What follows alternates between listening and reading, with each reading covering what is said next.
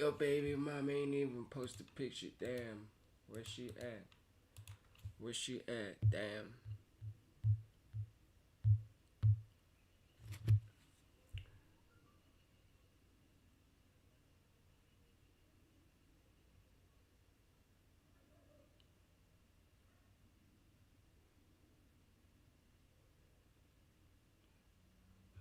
I'll put you niggas through the ringer.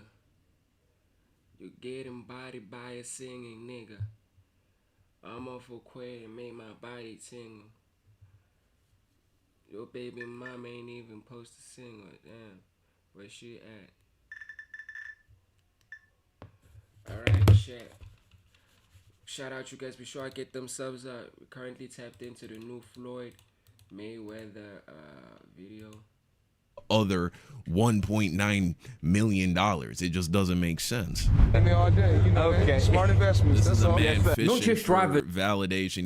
He's also an addict. He's no different than the person who is addicted to going shopping at the mall. Floyd Mayweather has ridiculous amounts of security on his payroll. There's the iconic photos of him and like 10 security guards everywhere he goes. These are bills and stuff that you got to maintain month by month.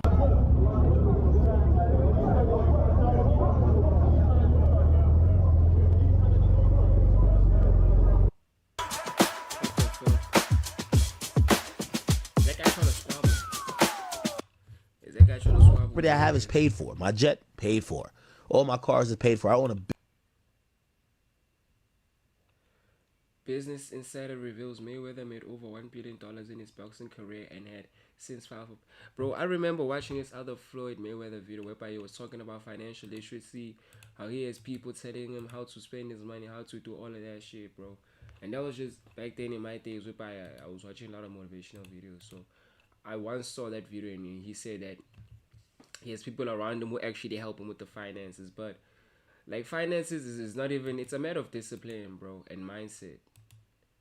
That's all it is. billion-dollar buildings. Everything is no longer paid for. They're exposing them if you don't know. Oftentimes, people that are bad with money have bad habits, and Floyd Mayweather had two. He had a designer obsession. Sometimes people reportedly saying he spent multi-millions in single shopping sprees. Not only that, Floyd Mayweather loved a gamble, often posting his winning bets to Instagram to make it look like he knew what he was doing. Bro, what's the one thing I always say? Like, what's the one thing I always say, bro? Don't fucking gamble. Like, don't gamble your money. Do not gamble your money. Shout out you guys was popping. It's your boy FIEN Dintona Sekasi 1496. If you guys are new to the channel, be sure to subscribe to the channel. We drop content daily and we go live every single day. Thank you guys for tapping in. Thank you guys for being out here. Be sure y'all sub up, man. Welcome to the stream. I'm gonna be doing a performance live stream tomorrow. Then Friday we're dropping off the album. Then we're gonna be also doing like a live streaming of the album. We're gonna react to like the whole album full. So be sure y'all tap in, guys. But back to the whole Mayweather thing, bro. Like, don't gamble, guys. Like, don't gamble. Like, just don't. Like, gambling addiction for me, bro, is the same thing as a coke addiction, dog. It's something that's just killing you slowly, bro. We all know what gamblers do. They hide their losses in secret. Yeah. Everything's a facade on social media with most celebrities, but even Floyd. It's been pretty much proven now that he will promote anything. These crypto pump and dumps. He got in trouble. He had no idea about a project in crypto and still just took money and made numerous posts about it. That ended up in him getting actually sued for pumping crypto coins. And the founder later exposed how Floyd just took the cash and said whatever he was told. At one point, you were getting celebrity endorsements. One was DJ Khaled. Guys, shout out, chat. Be sure I get themselves. Listen, guys, once you get the money, bro, you need to protect the money with everything you have. Like, protect the wealth, gang. I know a lot of people say things like, you need to invest. Listen, dog, for you to even be able to invest, you need a certain amount of racks. So the best thing for you to do is just to learn how to let the money sit there and you don't touch it. Once you paid off for everything that you gotta pay off for that month, dog, just let the money sit there, bro. Life is remarkably long. Like, people always talk about how time flies, but life in itself is very long, bro. So don't do shit that you're gonna be regretting in a few coming years when you're still alive. So protect the money, guys. Be sure y'all sub up. Hilarious. And Floyd Mayweather. Yeah. And he posted on his Instagram him taking this what do you call it? The Centra card? Centra card. The Centra card. And going and purchasing something with his Bitcoin at a store. Yeah. He did that knowing that it didn't work. Floyd Mayweather doesn't know anything that's going on, really. So like we all know that. Yeah. The guy can't read, you know. Yeah. How much did you guys pay him? Like $1 million. Wow. He took that knowing or not caring if it worked? It was just knowing, not knowing, right? Like they didn't care. He does a million promotions like that. It was basically you speak to his manager. Yeah. He's like, this is Floyd's price. And you send the money over. Yeah. The manager makes his little cut from it. And he just says, what do you want me to say? And what do you want me to do? Okay. Right. And you just basically give him his script and he just does it. Floyd Mayweather always. man. Bro, like, okay, like in terms of the manager, okay, shout out you guys, be sure I get themselves up. Bro, in terms of like the manager, bro, like, why is the manager, is this what they do? Like, aren't they supposed to run everything by you? Like, you can't be making deals, taking the money in, taking your cut, then you come afterwards like, yo, dog, this is the deal I got for you, without even knowing how I feel about the deal, or even if I want to be part of that deal. This is the reason why, dog, like, I have an issue with managers who have the autonomy to actually sign contracts on your behalf. This is my huge problem with that. Shout out you guys, what's popping? It's your boy FYIEND 1496. If y'all new to the channel, be sure to subscribe to the channel. We drop content daily and we go live every single day. And it's not a nice story though. Like, we don't like hearing about people going broke, dog. Like, we don't like hearing about people going broke. Like, we love the success stories, dog. You know what I'm saying? Shout out Chep, be sure to sub up, but don't allow your manager of the autonomy to sign anything without your approval, gang. Spoke about investing throughout his career, but many of them investments that he done hasn't worked out. You got the Mayweather promotions that didn't go to plan once Gervonta Davis left. They're not really a major player in boxing now, and other things that he invested in, like his strip club, have debts that they owe out, and his real estate portfolios come into question numerous times about what he actually owns. Bro, like, this shit just makes me think about the fact that what is the actual point of diversifying if you don't have the time to actually invest your time and energy into it, bro?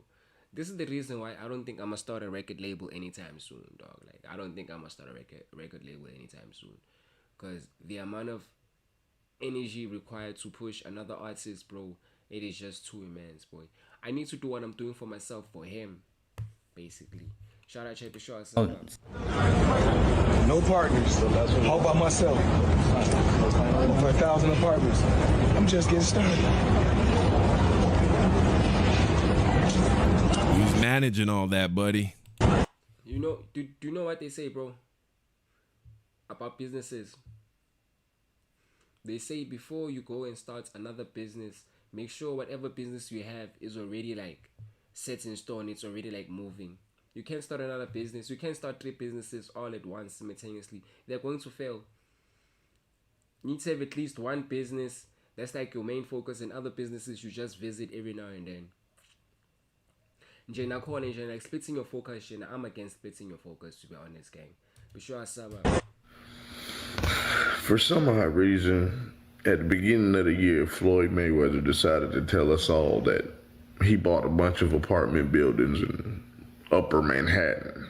Everybody has found out that that wasn't true. Wow. Apparently, it's not that hard to figure out who owns property. This is not an indictment on Floyd Mayweather as a boxer. He is one of the best boxers we've ever seen. Sure. Anybody who is privy to Floyd Mayweather's antics outside of the ring knows Floyd ain't bought no goddamn apartment buildings in no Upper Manhattan, bro. We knew that when he told us.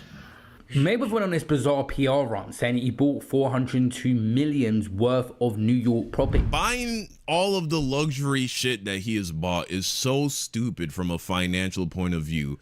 You can't do like stupid shit and good, like smart shit at the same time. It doesn't make sense. You know what I mean? Like in two different departments. This is facts. You can't do stupid shit and smart shit at the same time. Sure, right? He's a boxing genius, horrible with money. But you can't be a boxing genius and then make silly mistakes in the boxing ring. You know what I mean? Buying multiple multi-million-dollar watches and jewelry you never wear and houses you never visit and cars you never drive. Get them subs up, Chip. Be sure get them That's subs up. financial. Also be sure to like up the stream, bro. Let's like the stream up. New album new album on Friday. Tomorrow we're gonna have a performance. That time I haven't even prepared, but I just need to listen to the songs. I haven't even set up the songs, bro. What the fuck was I doing today? But shout out to you guys. Be sure I get them subs up. Tomorrow we're gonna be doing a live stream about. I'll be performing all the songs on the new. Well, not all the songs. I'll perform some of the tracks, perform some new ones, and some of the old classics. Shout out, y'all. Be sure I get them subs up. Actually, idiotic. So there is no way he's also simultaneously making financially intelligent decisions as well in regards to real estate and running businesses. You see what I'm saying? Well, let's continue. He's as an investment to give back to his community, and people looked into the public records, and it turned out he may have been a small minority stakeholder in this overall investment, but he didn't do it by himself, which he repeatedly said he did. But guess what? All the buildings belong to me. I don't have no partners. And all the retail down low on my buildings all belong to me. Why don't we ever see Magic Johnson or even a guy like Curtis Jackson, 50 Cent doing things like this? Right? They are also incredibly wealthy, and they have all of the various businesses that they're involved in. Why don't they ever? He's trying to prove it to you. Whenever somebody is going out of their way to try and prove something to you, it's probably because it's not true. Because if it was true, it would be evident, and it would not require any explanation. Other people would testify that it is true on your behalf. There's other side quests he's done, like Betterfy.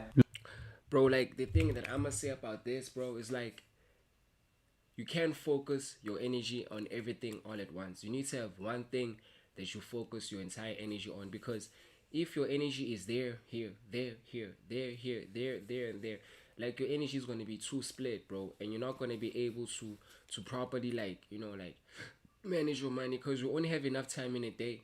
We only have enough focus in a day, bro. You know what I'm saying? So moving from this, then directly going into that, bro, that shit just takes too much time. You know what I'm saying? Shout out you guys. Be sure I get them subs up, bro. So another thing I might say, in order for you to even have this string of businesses that are all successful, you need to have one business that's successful. He's already a successful boxer, but we already know he has a manager and all those people who actually manage him. So when you go into other businesses, you should make sure the second one is also as successful as the first one before you go into the third one. This thing of having 4 or 5 businesses running at the same time, and business number 2 up to 4 is not properly profitable, it makes no sense. Like, it's just a waste of time and money. Launching his own brands, but none of these are actually standout players. Floyd Mayweather comes across on Instagram like the best businessman ever, but when you look into some of these companies, there's a lot of money that goes in, but nothing really gets built that's sustainable. Like the gym franchise project he got involved in, they was going to build gyms and use his name. It ended up that the staff wasn't even getting paid and was calling out Mayweather to support them. He completely disassociated himself from that project, and there's numerous things like this has happened. My name is William Basham. I was a member for Floyd, Mayweather Boxing and Fitness since late 2018.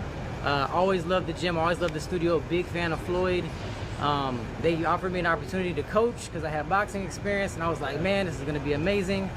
And since I've been here, it's just been a lot of false promises, a lot of stuff going on. I got promised a head position. I used to work a corporate job, quit my job to come here for a better opportunity for myself, and then I have to deal with unpaid wages on a consistent basis. There's been times where I've gone over a month without getting paid. I had to plan a wedding this year not knowing if my funds were gonna come in to be able to finance stuff. Wow. It's freaking ridiculous.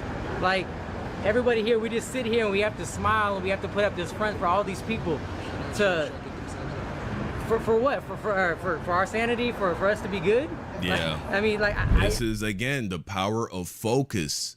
This is why we're not seeing the same results with the business side of things as we did with the boxing side of things. He was incredibly focused as a boxer.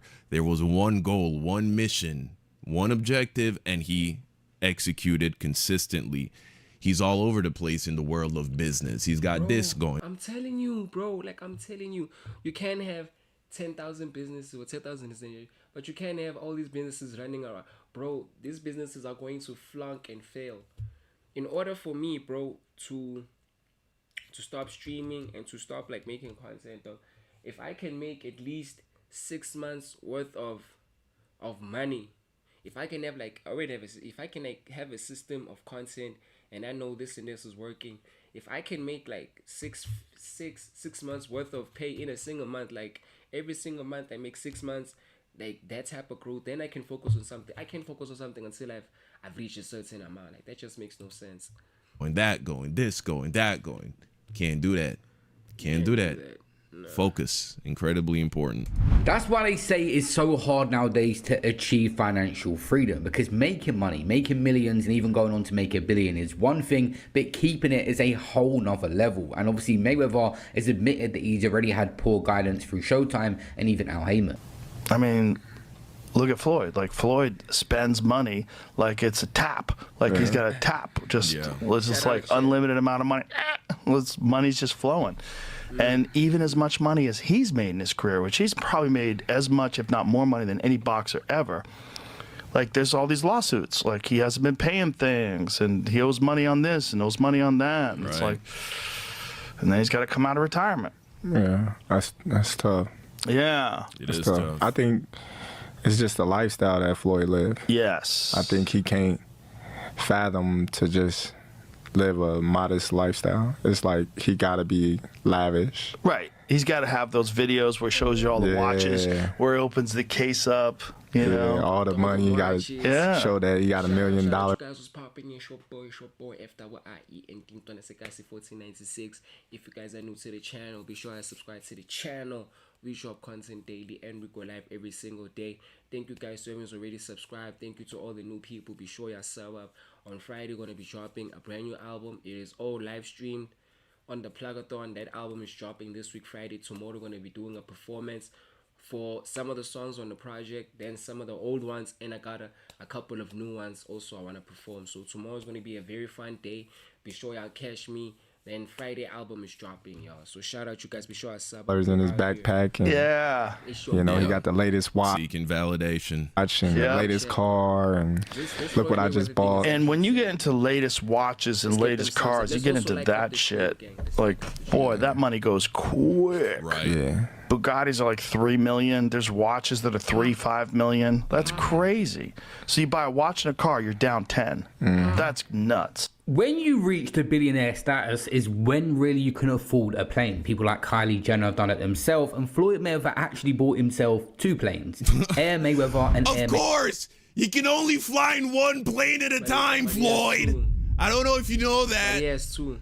Why would you need 2 planes? And the problem with people who are like making like a lot of money and who are not financially literate, because I mean, like we all know Floyd is not financially literate. I mean, guy can't even read. Sometimes like we underestimate like the little things in life, like being able to read and write. It is so underestimated, bro. But obviously bro can't read nor write, so these type of things are bound to happen, bro. But yeah, man, 2 planes is insane. Over 100 cars is insane, dog. I don't want a lot of cars, even if I get too much. At least 3 cars. I might get like a truck, then I might get like my daily car, and I have like my super car. Like that, like then I'm chill. Like I don't need any more cars from then. 2, and ended up actually selling his $60 million. Let's sub up and let's also like up the stream, gang. New album. Bless myself. New album Friday and tomorrow. Customized Gulfstream, the Air Mayweather in late 2025. The aircraft was disposed as part of an asset liquidation to address his mounting debt. Right. At one point, it seems Floyd Mayweather had access to 3 jets in total, but people like Conor McGregor and Dana White could sense things were coming for it. You look fucking great. I feel good, training hard. Did Floyd not take out his own jets? Floyd's got 3. So Floyd's got the one that he got, and he got tax problems.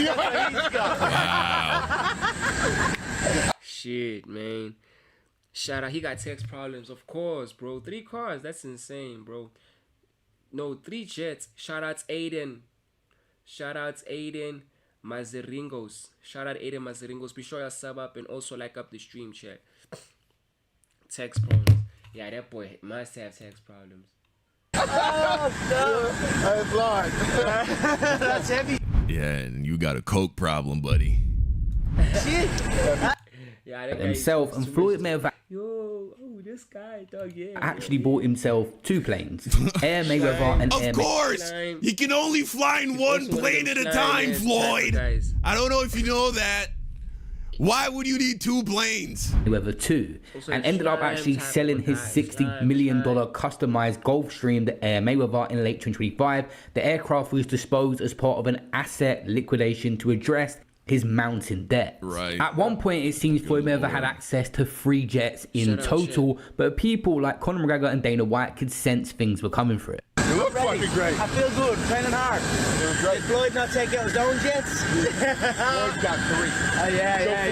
So Floyd's got you know what else he got? And he got tax problems. That's what he's got. Wow. Oh, God. That's heavy. Yeah, and you got a coke problem, buddy. Shit. Guess we all got problems, huh? Heavy shit. It's hard to get out from underneath that. Fucking right it is, especially when I'm on top of you. Slow melting, smooth coating, long lasting.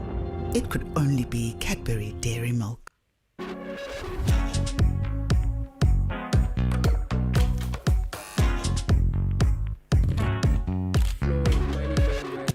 Ironic. Shit, we can't call him Money Mayweather anymore. It's just gonna be Floyd. Shit. Floyd Mayweather warned Conor McGregor about going on spending spree, saying he would end up on welfare and blowing his money. 4 years ago, Conor was collecting welfare checks. Were you ever in that position? And if he keep in on that spending, if he be on a crazy spending spree, oh my God, he gonna be back on welfare. You think so? He can't even speak properly, gang. He can't even speak proper. I wouldn't like it. Even today, I wasn't on top of my game, and I take full responsibility. But tomorrow, I'm gonna be in my game. I'm gonna be like lock the fuck in. Like I'm going to lock in. You think he's overspending? I don't know. I mean, but you know, like today when I went to the boxing gym, I went there in my Aventador that I own. Shout out. And if you go look at All Access, those are cars that I actually own. When you see my son driving, that's his Rolls Royce. Ironically, Conor McGregor's actually made smarter investments since that fight. Floyd has a lot of companies, but Conor's have actually sold for hundreds of millions. He's got big investments for his other companies, even at deal with Donald Trump. So he didn't actually need the advice. Floyd Mayweather should have taken his own advice back then. Now, when you just start purchasing at random, there's many fees that come with everything. Be sure to sub to the channel and be sure y'all also like up the stream. Shout out, they discovered what's good, chat. You buy a mansion, you got to maintain the grass. You've got the electricity bills, you've got cleaners, you've got staff, you've got all sorts of things there. Imagine having literally collections of 50 cars or 60 cars and all different. Listen, bro. This is why when I get my mansion, it's either I'm going to move like my family inside the mansion, or I'm gonna have 2 wives. I'll decide. But bro, like, do you see how the size of it? Like, imagine having to clean an entire mansion, bro. Like, my girlfriend is already lazy, dog. So I might need like 2 of those just to maintain the mansion, gang. Things you got to pay out for. You might slip one payment, it doubles or triples, and Floyd Mayweather has a lot of people around him, but are they maintaining everything to precise details? It gets hard when you own multiple things. There's so many different problems. Then before you know it, a bunch of people just start complaining. There was stuff that Mayweather wasn't showing up for, like appearances. He had been paid for the event, he didn't turn up. They take him to court, win the battle, then he doesn't pay the legal fees, and things just start to mount. Even Logan Paul, he done an exhibition with him and didn't pay him. No, I didn't make as much money as you'd think fighting Floyd. Did you get paid from that? He still owes me $1.5 million. Maybe more. How does he owe you the money? Why don't you just like... Here's what happened. He pre-sold the fight using my likeness to some company in, I think, Dubai or like the Middle East. This is my understanding of it. For $10 million cash. We ended up doing the fight in the States with a different company. That is the company that put on the fight. That is the company that paid me. But he sold our fight with my name and likeness to someone else in Dubai for $10 million cash. It's our fight, bro. Our deal was 15%. He smoked me. So I got 15% of it. 15% of $10 million is $1.5 million. Wow. That company paid him that money is suing him. I actually don't know the status on that lawsuit. I should check in because he still owes me money, but he has a bunch of legal trouble at the moment that I don't think I'm ever getting. And there were many different situations. Shout out, gang. God damn, boy. Oh, bro, this is the thing, bro. If you have anything that you need to pay, though, just someone pay it off that time, bro. Like with me, guys, like I also need to, like, well, I pay for it, but every year, dog, I have to pay for like my DSP every year, and it's not an amount I can just skip, dog. You know what I'm saying? So every year, I need to put the money up, bro. But yeah, though, you can't allow yourself to have all of these debts accumulating over time. You need to pay them off as quickly as possible. Situations like jewelers calling him out. Wow, so you're telling me Logan Paul did all that shit with Floyd Mayweather and he never even made money from it? Sheesh. Don't really feel too bad for the guy, though. He's, you know, been proven to be a bit of a scammer himself. Yeah. One of the major New York jewelry dealers, I was hanging out with him at this guy's house. Yes. Because this guy spends millions on jewelry. So this guy was there. Me and him got into a conversation. He said, Floyd Mayweather is broke. His spending has outpaced how much money he's making. So I talked about this on camera. I was like, oh, you're a hater. You're jealous of his money. You're broke compared to Floyd, blah, blah. Well, recently the IRS filed a $7.3 million tax lien. That's when... for unpaid taxes from 2018 to 2023. For 5 years, unpaid taxes. When I saw that yesterday, I'm the same. I thought it was all BS for years until. Shout out you guys, be sure I get them subs up. It's the East Side, be sure I sub up. New album Friday. Well, this is probably going to be like the last album I'm going to be dropping until like September, because I don't want to drop another full-length project. I just want to drop singles, consistently drop single after single after single. Shout out you guys, be sure I get them subs up. It's your boy FIIEND Ntoneseka 1496. If you guys are new to the channel, be sure to subscribe to the channel. We drop content daily and we go live every single day. Tomorrow I'm going to be doing a live stream performance of not all the songs, but most of the songs on the album. And I'll also be doing, I need to create the playlist. Shout out. I saw the link yesterday too, the 7.3 million. Yeah, I said, oh, this shit real. Road to 5K. Well, 10K is the ultimate goal, but 5K is like halfway point. So let's reach 5K before the year ends, okay? Let's get to 5K before the year ends. Shout out, Chet. He started to realize he could use his name to get things and do a pay later scheme, and things just started to catch up with him. Now, earlier we said that he made $1 billion. Listen, bro. If you owe something, just pay that shit. Or even the Bible says, if you owe something, you have the money to pay for it. Don't even hesitate. Just pay for it and just be done. Right now, as we're speaking, I do not have any debts, and I like to keep it that way. If it happens that I start owing something, I need to pay. The only thing I was owing was my DSP, but I paid off that shit, so we cool now. Only thing that I'm up just concerned to is like the Wi-Fi and all that shit, but it's unlike like the DSP one, you know what I'm saying? So shout out Chet. And that's the narrative that many people have said, but also a lot of people do not believe that. And it actually comes into question with the next thing that happened. There's reports online that Floyd's a billionaire. You think it's bullshit? I know it is. They're claiming he was doing $100 million a fight, and I'm claiming he in his whole career has made about $100 million. No. Really? Mike Tyson, to put in perspective, when he fought Michael Spinks, that was the biggest fight of all time. When that fight happened, one got 30 million and one got 29. No boxer's ever made 130 million in one night. The Google search was saying 250 million against Manny Pacquiao. It's a comical number. $250 million to go and box? From where would he possibly have gotten that money? Just pay-per-view buys, right? If you do 3 million pay-per-view buys, that's $60. Phone swiped at the rugby? Good thing you're naked and can submit claims in minutes on the Naked app. Get naked.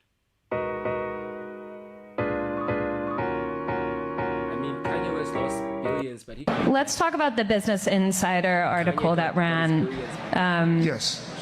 We debunked this reporting, but the gist of it was that Dan Geiger, the BI reporter, said that you didn't do the $400 million Black Spruce deal.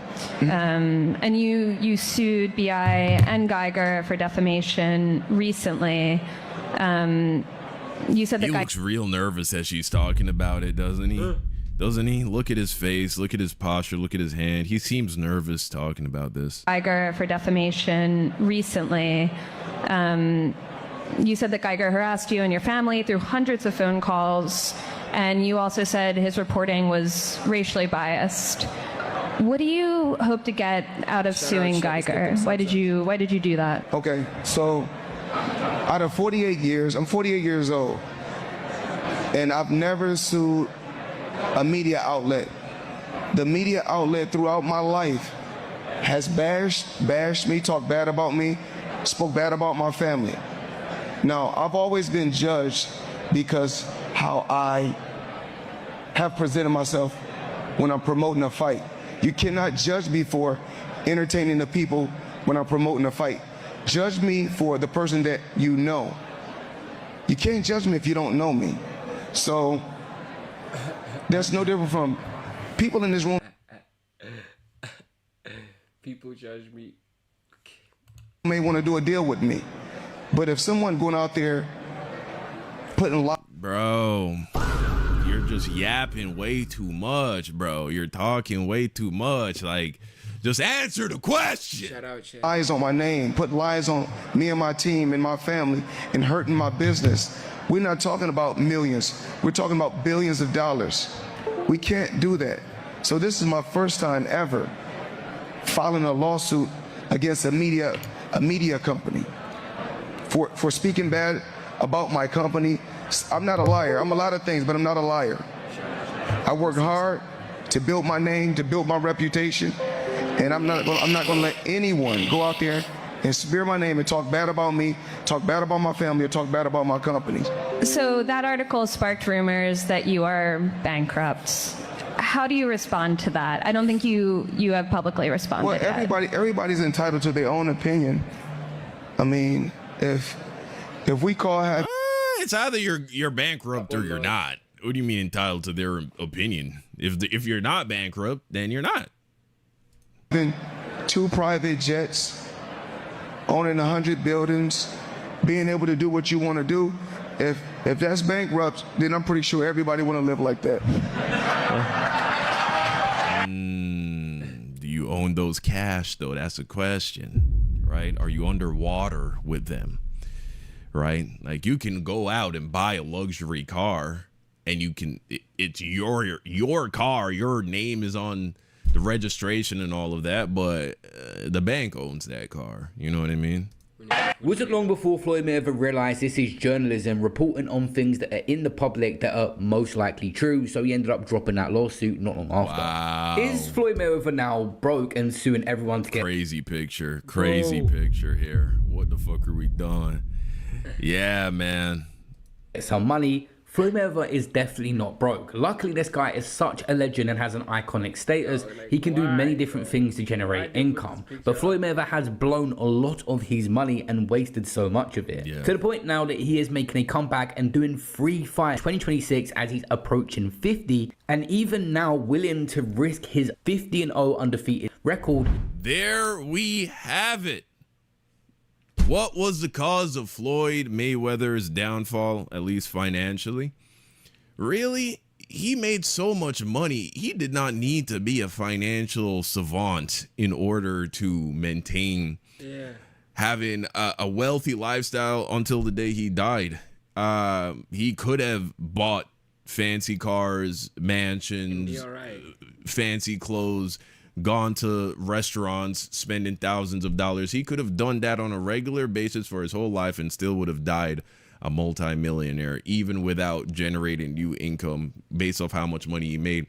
But Floyd so desperately wanted to impress people and get validation that he managed to burn through hundreds of millions of dollars on bullshit to impress people.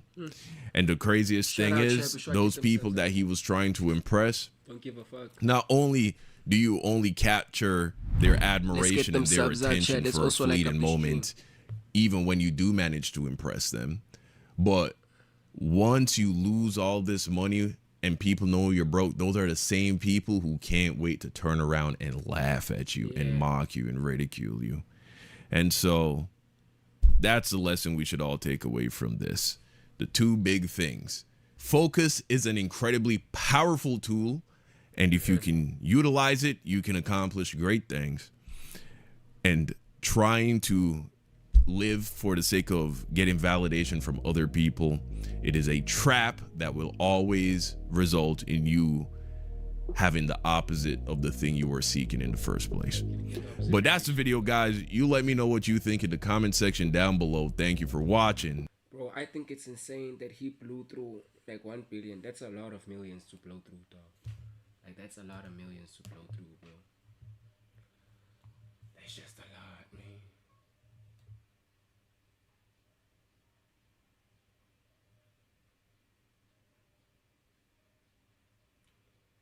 Jay-Z just declared war. What on who?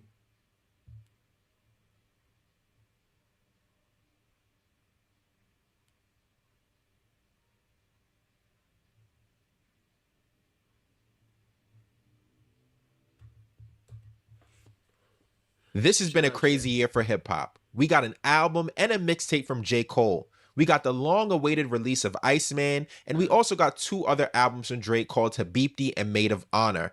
And there are rumors swirling that Kendrick Lamar is on the way as well. But I'm not here to talk about them. I'm here to talk about someone else named Jay-Z. Because for the first time in the entire landscape of hip-hop, we have an elder statesman like himself who is still present and omnipresent in the game. He hasn't put out new music, but his power and presence is felt throughout the media, throughout the headlines and interviews and other forms of control, like a record label or a distribution company. It's so important to watch the chessboard here because there's always a game within the game. You see, I believe that Jay-Z is tired. I believe he's tired of many things. Tired of frivolous lawsuits? There is some more with Tony Busby and Jay-Z. So remember, Jay-Z sued Tony Busby and his firm for defamation after the lawsuit was dropped with the woman who claimed that Jay-Z and Diddy raped her when she was 13 years old back in 2000. Who lied about Jay-Z. Exactly. And the case was dismissed. It cannot be brought up again. Tired of being called Illuminati. Jay-Z has an understanding of the magnetic power of some of these symbols, the pentagram, the eye and the pyramid, the obelisk, and he uses them as an artist, but people spin out all kinds of conspiracy theories from there. And as many have pointed out, there could be direct shots from Drake aimed at Jay-Z. I don't think he likes that either. Jay-Z calls some strays on this Iceman album. My niggas run the phone soon as you check in prison. So this is from the song Make Them Pay. Your niggas run and talk the whole for a second opinion. Drake is saying like, yo, my guys are thoroughbreds. When my guys go to prison, they run the phones, they run the TVs. Basically, they're those guys in prison. They're leaders in prison. Meanwhile, your guys are asking Jay-Z for second opinions. So he's looking at Jay-Z like your opinion isn't worth anything. Like, why would you ask Jay-Z for his opinion on stuff? My guys are leaders. My guys do this. Your guys is getting advice from Jay-Z. He's looking at Jay-Z like he's a peon. I take 500K not a dinner. I never could learn from none of y'all. And that's echoed by this bar from Whisper My Name where Drake says, yo, I'll take 500K over to dinner with Jay-Z. Because, you know, there's a whole meme that people used to say, yo, would you take $500,000 or would you take dinner with Jay-Z? And then some people for real seriously would answer, well, I'll take dinner with Jay-Z over $500,000. If I have dinner with Jay-Z, I can ask him about business. I can pick his brain about business. People used to say this. So Drake is playing off of that meme like, yo, I'm taking $500,000 over dinner with Jay-Z because Jay-Z can't teach me nothing. And there's also the island hopping bar from Too Hard for the Radio Damn, y'all was really island hopping back then. Now your names got redacted. that we mentioned earlier that I think could be about Pusha T or Jay-Z. Their names were kind of surrounding the Epstein file. He also may be tired of helping people. I'll tell you a story. I did it one time. I did it one time. Under And- what? No, but listen. Superstar rapper wants to beat Shut the up, powers shit. to be. Let's get them subs up, shit. It's the only person on the earth I introduced to the powers to be. They get him a situation, hook him up. The man don't want to pay the mission. I was mind boggled. I never look at this guy the same no more. I see him and I just like, and I'm like, and when they say, yo, what's up with, Can I ask a couple questions? you know how Jay-Z says it? He says, yo, what's up with your man? Yeah. That's my man now. No, it's hip hop's man. Jadakiss hip hop man. Method Man's hip hop man. Fat Joe's. That's your I try to look up, but no, it's my man who didn't pay. So knowing all these things, we must ask the question, what is Jay-Z about to do, or what has he already started doing? He's done 2 interviews, one with GQ and one with the New York Times. He's announced 4 shows, 3 at Yankee Stadium, and he will also be headlining the Roots Picnic. But what will he do there? But before I answer that question, I have to give you the proof that I'm right. I want you to watch some clips here. You know what I'm saying? And like that whole Busby, The civil lawsuit that was dropped, dismissed. that shit took a lot out of me. I was angry. I haven't been that angry in a long time. Uncontrollable anger. Like if you don't put that on someone, like that's the thing that you better be super sure.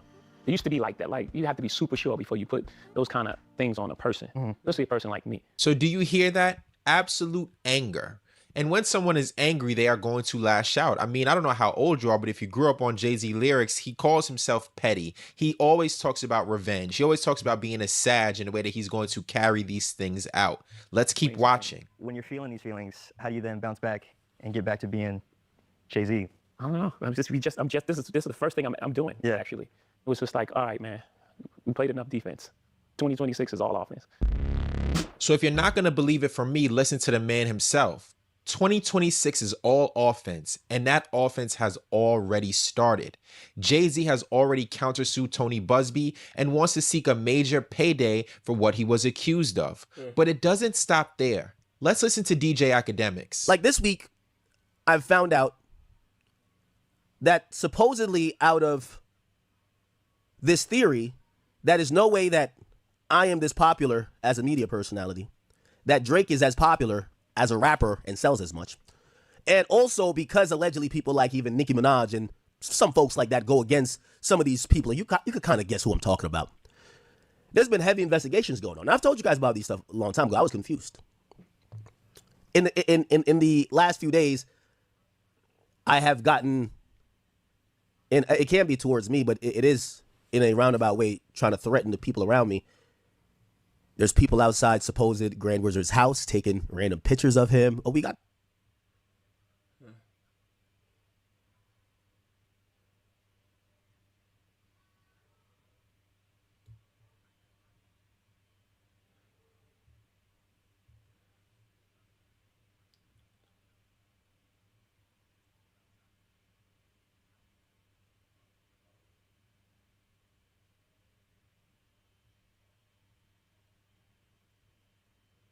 Rise and fall of department worldwide. Forget the fat cat brokers clawing your gains. Pay zero commission on all stocks, shares and ETFs. IG, trade, invest, progress. Stand a chance to win your share of 400,000 Rand in prizes with Stim. It's your boy FIIENT. T's and C's apply.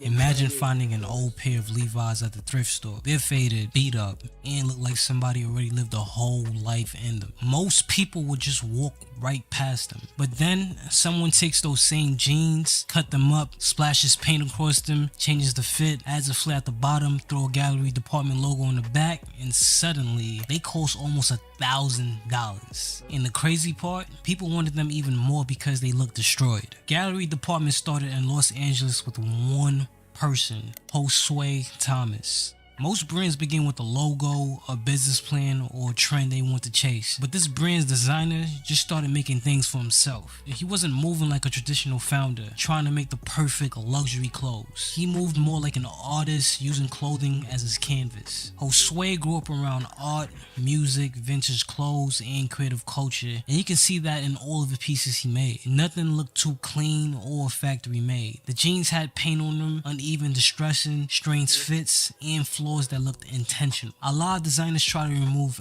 every flaw, but this brand made the flaw the point. Let me explain. A stain could be part of the design, right? Paint mark could easily be part of the piece. You guys get tripped out in gallery department. I've never tripped out in any gallery department shit. That makes the jeans feels more alive. Clothes could look messy, but the ideal can't. Random paint, distressing on rips are not enough for designing. You have to think deeper than that. If you destroy clothes without an identity being formed, it'll look forced. Let me just give this example. Let's say if you got a punk style ripped jeans, right? It's usually gonna look rough, rebellious, and careless on purpose. Shit, the rips may be uneven, covered with patches, pins, or writings because punk fashion comes from protesting rules and not caring about looking perfect. But let's say on the other hand, if you have ripped jeans from like a skater type style, it might look more natural and worn out in places where someone actually falls or slides. While a grunge style look will look more older, oversized, and thrifted. Even though all these type of lifestyles and identity has ripped jeans inside them, the feeling and story behind these rips are different. If you take a look at their identity though, and you can see it now on the screen, the brand starts to make more sense because Josue wasn't beginning to sell taste. He sold the way to look like you didn't have to try too hard while still looked like you knew exactly what you were doing. Ironically, the energy shaped people to be more confident. This was a powerful place for the brand to live because the best streetwear brands or pieces never feel like a costume. It feels like a signal, telling people what world you belong to without you saying anything. And in 2017, Gallery Department found that signal early. They officially started around this time period, but the ideal was already... Shout out you guys, be sure I get them subs up, man. deforming before that. Josue had been reworking old clothes, vintage shirts, hoodies, jackets, hats, denims, the whole nine, right? One of the early stories people talk about is him selling a handmade denim poncho to Johnny Depp stylists. Now that might sound small, but moments like this is important because when a stylist buys something, it means the piece has energy. Stylists are always looking for clothes that don't look like everything else. And early in the making, gallery department had that feeling of something found. This shit just makes me think about those guys from Jersey, bro.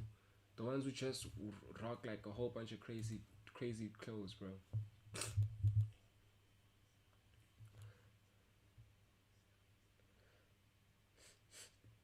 Sorry.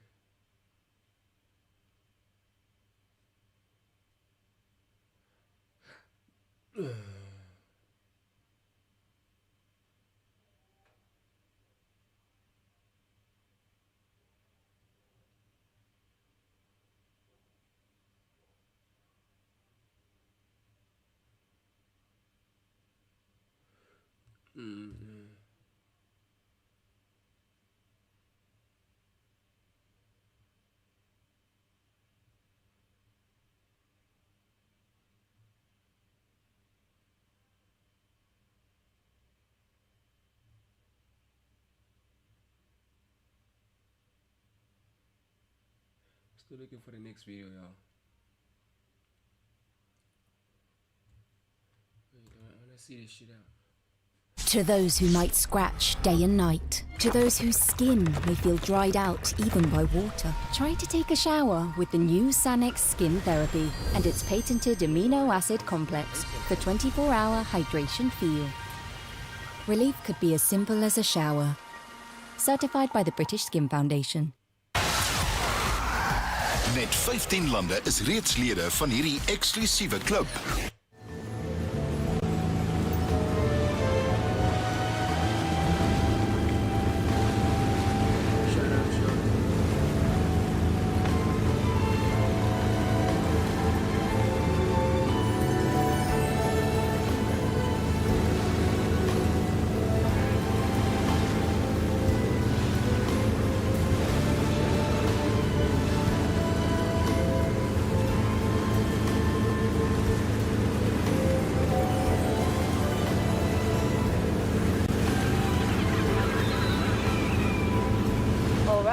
Time for a little Q&A. Who are we playing today, James? Smythe. St. John Smythe. And what do we do for work? We run our own company. Same-day courier service called Go Get It. Launched it a year after turning our back on the music business. Why would we do such a thing? Too many arseholes and egos. Lovely. And Vietnam? Once a year, we hop on a plane and venture somewhere to recharge our creative juices. This year, when the dice rolled, Vietnam came up. Okay. I'd buy it. That's because I'm selling it so well. There's the pier. And the welcoming committee. Time to get in character.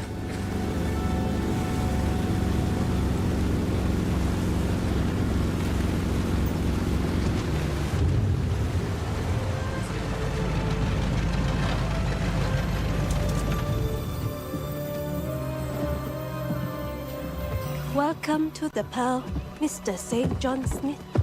That's St. John Smythe, my dear. Of course.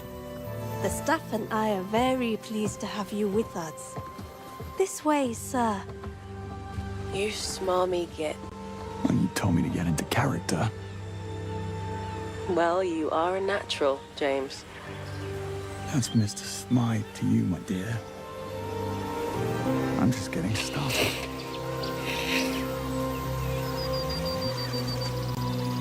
Decent.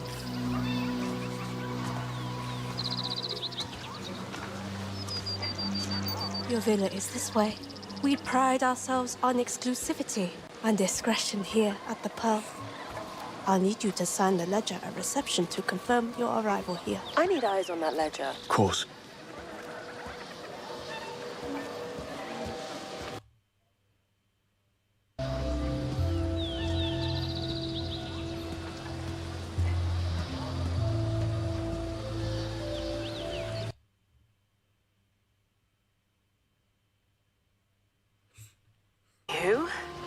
mum's villa's on the same side of the resort as yours. This game looks fine.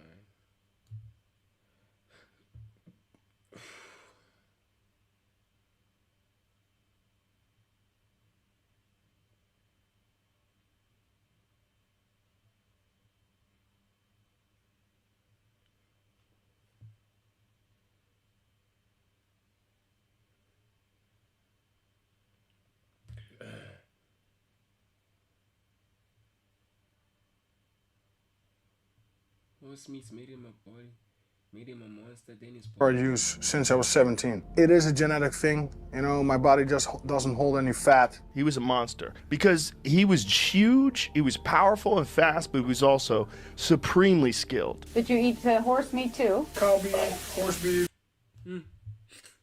Let Amplify take you where ordinary doesn't dare go. Horse beef. Yeah, Horse is very good protein. You get big, no doubt. And there's not a chance in hell that guy was natural. He was not natural at all. There's no way. No way. In the world of combat sports, few stories are as turbulent and dramatic as that of Alistair Overeem. A towering figure once feared for his devastating strikes, Overeem's journey from a bullied youth to world champion and eventually to a humbled veteran reads like an epic saga. A tale of glory, controversy, reinvention, and the relentless pursuit of greatness. But before we delve into the legend, if you live for stories of sacrifice, redemption, and raw human grit, hit that like button and subscribe. Now let's step into the world of Alistair Overeem. Born on May 17, 1980 in Hounslow, England, to a Jamaican father and Dutch mother, Overeem moved to the Netherlands at age 6 after his parents' divorce. Me, my brother, and my mother moved to Holland, and I've lived here ever since. Growing up in Amsterdam, he was introverted, bullied, and involved in this whole theory, and he was telling people that he was this horse meat, and that's why he started getting bigger, so people like idiots started horse meat like him because they didn't understand, because they thought they're going to become like him. Alistair, what are you making? Beef. Beef makes you strong. Did you eat horse meat too? You know, I don't think I've ever Horse is had very horse good meat. protein. Better than beef. So if you eat like 6 or 7 times a day, you'll get big. You get big, no doubt. Also, it's a little bit genetic. My mother is a strong woman, big. My grandpa, family very big. When you're little, like you, it's hard to get big. I eat 9 o'clock in the morning, 10 o'clock in the morning, then training. Then after training, I eat immediately. Then I go home, sleep. But before I sleep, I eat. That's number 4. Then when I wake up, I eat. Then I train again. Then I eat again after training, number 6. Then I go home, I eat big, number 7. And then I eat again before I go to bed, number 8. While the MMA world chuckled, whispers of steroid use followed, with UFC commentator Joe Rogan speculating about chemical agents behind his games. The pre-USADA and post-USADA days are so interesting. Even though they outlawed testosterone, there's still guys like Overeem. There's Fiend, I got flu. What's your remedy for that? It's Alcophylix, bro. Alcophylix. That's what I drink. I'm also drinking Alcophylix and I also got flu. Shout out Issa Dane. Nah, dog. Get Alcophylix, dog. Alcophylix and warm. I don't wanna say warm, like hot water, dog. You see, like when you take like hot water, right? You're gonna pour water inside the kettle, right, and boil the water. After the water is done boiling, you just drink it, like just drink it. Then drink also Alcophylix. You'll be okay in a couple of days. And there's not a chance in hell that guy was natural. He was not natural at all. There's no way. No way. I used to fight over there with Alistair, right? And he was like the bony 205er. Yeah, he was thin. Yeah, he was thin. Then one day I saw him, like, God damn, what the fuck you doing? He said, horse meat. I'm like, okay, buddy. Regardless of the source, Overeem became an unstoppable force. By 2010, Overeem's career skyrocketed. He won the Strikeforce Heavyweight Championship in 2007 and dominated both MMA and kickboxing, defeating top opponents like Paul Buentello and Badr Hari. I love to fight. There's just still a lot of achievements I want to get. There's a dream title, there's a K1 title, and ultimately the UFC title. And of course, I'm making money. That year, he became the first fighter to hold major world titles in both MMA and K1 kickboxing simultaneously, earning the K1 World Grand Prix Championship. Overeem's fucking good. Mm. He's good. So explain to me why Grand Prix K1 champion is just so much better. It's the biggest of the big of all, especially at the time. But at the time when he won it, It was Badr Hari, Gokhan Saki, the fucking Best strikers in the world. the best. Some of He the was the greatest best. strikers of all time. His striking is no fucking joke. Overeem also claimed the Dream Interim Heavyweight Championship by knocking out Todd Duffy in 19 seconds. Former K1 World Grand Prix champion, Strikeforce Heavyweight champ, Dream Heavyweight champ, held all 3 belts at the same time. That is one of the craziest feats in MMA history. By the end of 2010, he was hailed as the best heavyweight in the world and called for a showdown with Fedor Emelianenko, setting the stage for the next chapter in his legendary career. I've been challenging Fedor, trying to fight him for a year and a half. He's like the legend, the unbeatable guy. Alistair Overeem is without a doubt the best striker that's ever entered into martial arts. Is there any sense of urgency getting Alistair Overeem in the organization right now when he's as smoking hot as he is? I like Alistair Overeem. There's no urgency on my part to get him into the UFC. Anybody that isn't in the UFC gets overhyped by the media all the time. First of all, Alistair's under contract with another company. When's the last time you saw him fight there in the United States? You know what I mean? He's under contract as their heavyweight champion, and he's not fighting. I actually find it hilarious that he's ranked in the top 10 by some of the websites. I find it hilarious. What has he done in MMA to be ranked in the top 10? That's what makes the mixed martial arts media fucking stupid. That they would even rank this guy in the top 10 in the heavyweight division because he's fighting in K1.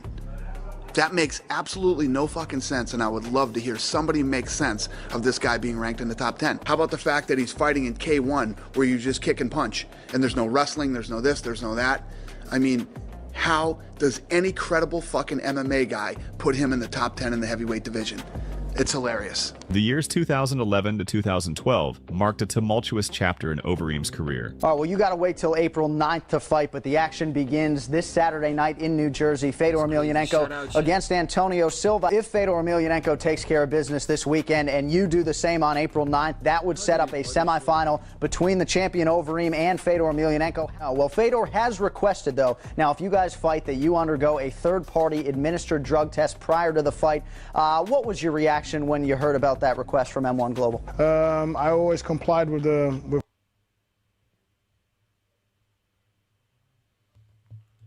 Shout out, chat. No way out. Your life is every rank in the NBA. Let's see. What's this video all about? Let's see what this video is about. Big Bar One Energy, backing the Proteas. Level 1, the undrafted. Draft night ends and your phone never rings. 60 names are called and none of them are yours.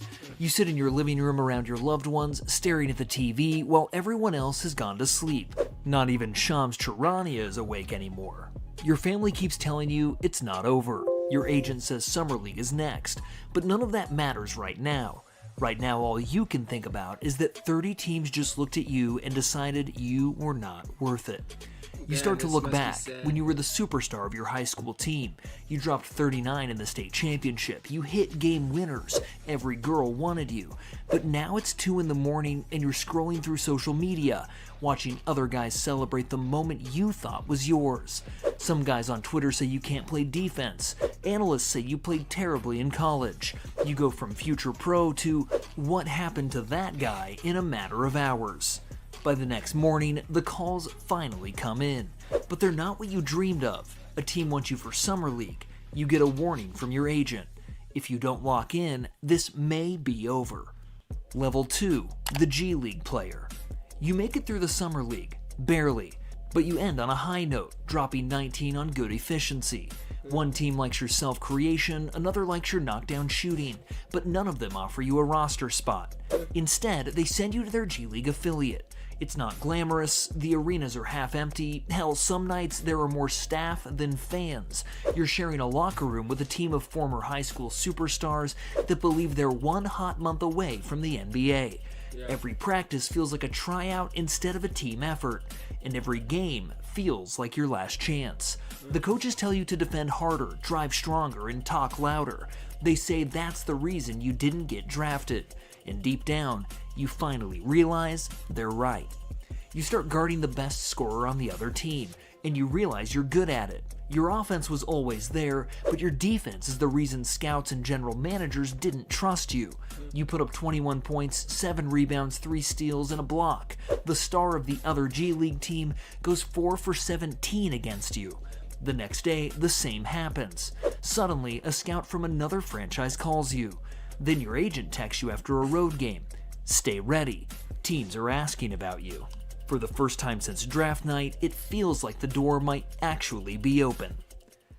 Level 3, the 10-day contract. 10 days. The call comes in the morning. The team has injuries. They need depth. They're deep into the aprons and can't sign a veteran free agent. They just don't have anything better. They're offering you a 10-day contract. 10 days, that's all. But as soon as you hang the phone, you lose it. You scream, you call your mother, you call your old coach, you call everybody who doubted you, but also everybody who never did. By that night, you're on a flight to an NBA city, wearing team gear with your name on it for the first time. Shout out, There are Jet. banners in the rafters, luxury cars in the parking lot, and players you grew up watching are walking past you like this is normal. At your first practice, you don't want to mess up a single drill. You sprint too hard, you pass up open looks, you overthink every possession. You are terrified of looking like you don't belong. In your first game, you don't even play. It was a close one. In your second game, you don't play either. It was a close game too. But in the third, your team is down 31 at home. You check in with 8 minutes left. You hit 2 threes in a row. You lock up the stat-padding superstar of the other team for a full 90 seconds before he gets that damn rebound and subs out. But fans are not clapping and cheering. They're leaving the arena to dodge traffic. Now, that means everything to you. The team offers you a second 10-day, and this time you play the whole fourth quarter in a blowout home win. The fans are going crazy this time, celebrating the win. You hit 1 3, they go crazier. You hit another 3, they go even crazier. And then it happens. You see some holes in the defense, you drive as hard as you can, you jump high, and you catch a body under the rim. House of Highlights posts the play. Most comments say, "Who the hell is this?" A guy says, "I went to high school with him." You look into his profile, and he's right. Local fans actually start to like you. Level 4, the guaranteed contract. After the second 10-day, the team converts you to a guaranteed deal for the rest of the season. Your first real NBA money. Suddenly, everything changes. You buy your parents a car, you rent a high-rise apartment, you stop checking your bank account every day. But on the court, your life is different. You're not really in the rotation. Most nights you play 4 minutes or none at all.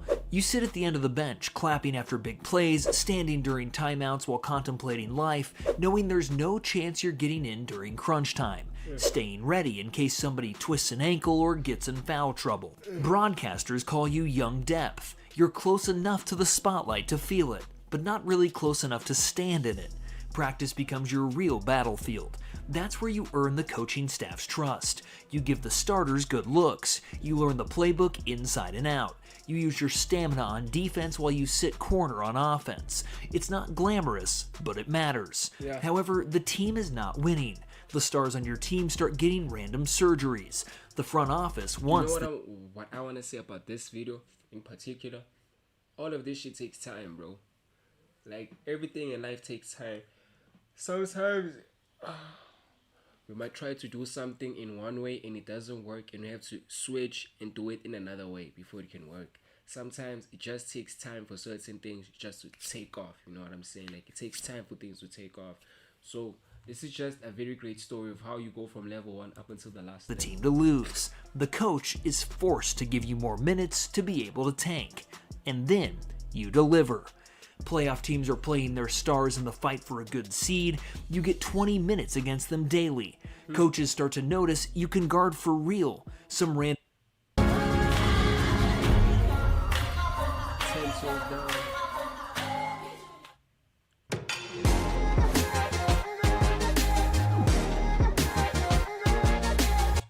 guys on Twitter make charts saying that your defense is 90th percentile. You're also shooting 41% from deep. You're effective, you're efficient. Suddenly you get the starting spot of the tanking team for a few games. You're playing against other teams that are also tanking. And suddenly, your team wins more games than they should because of you.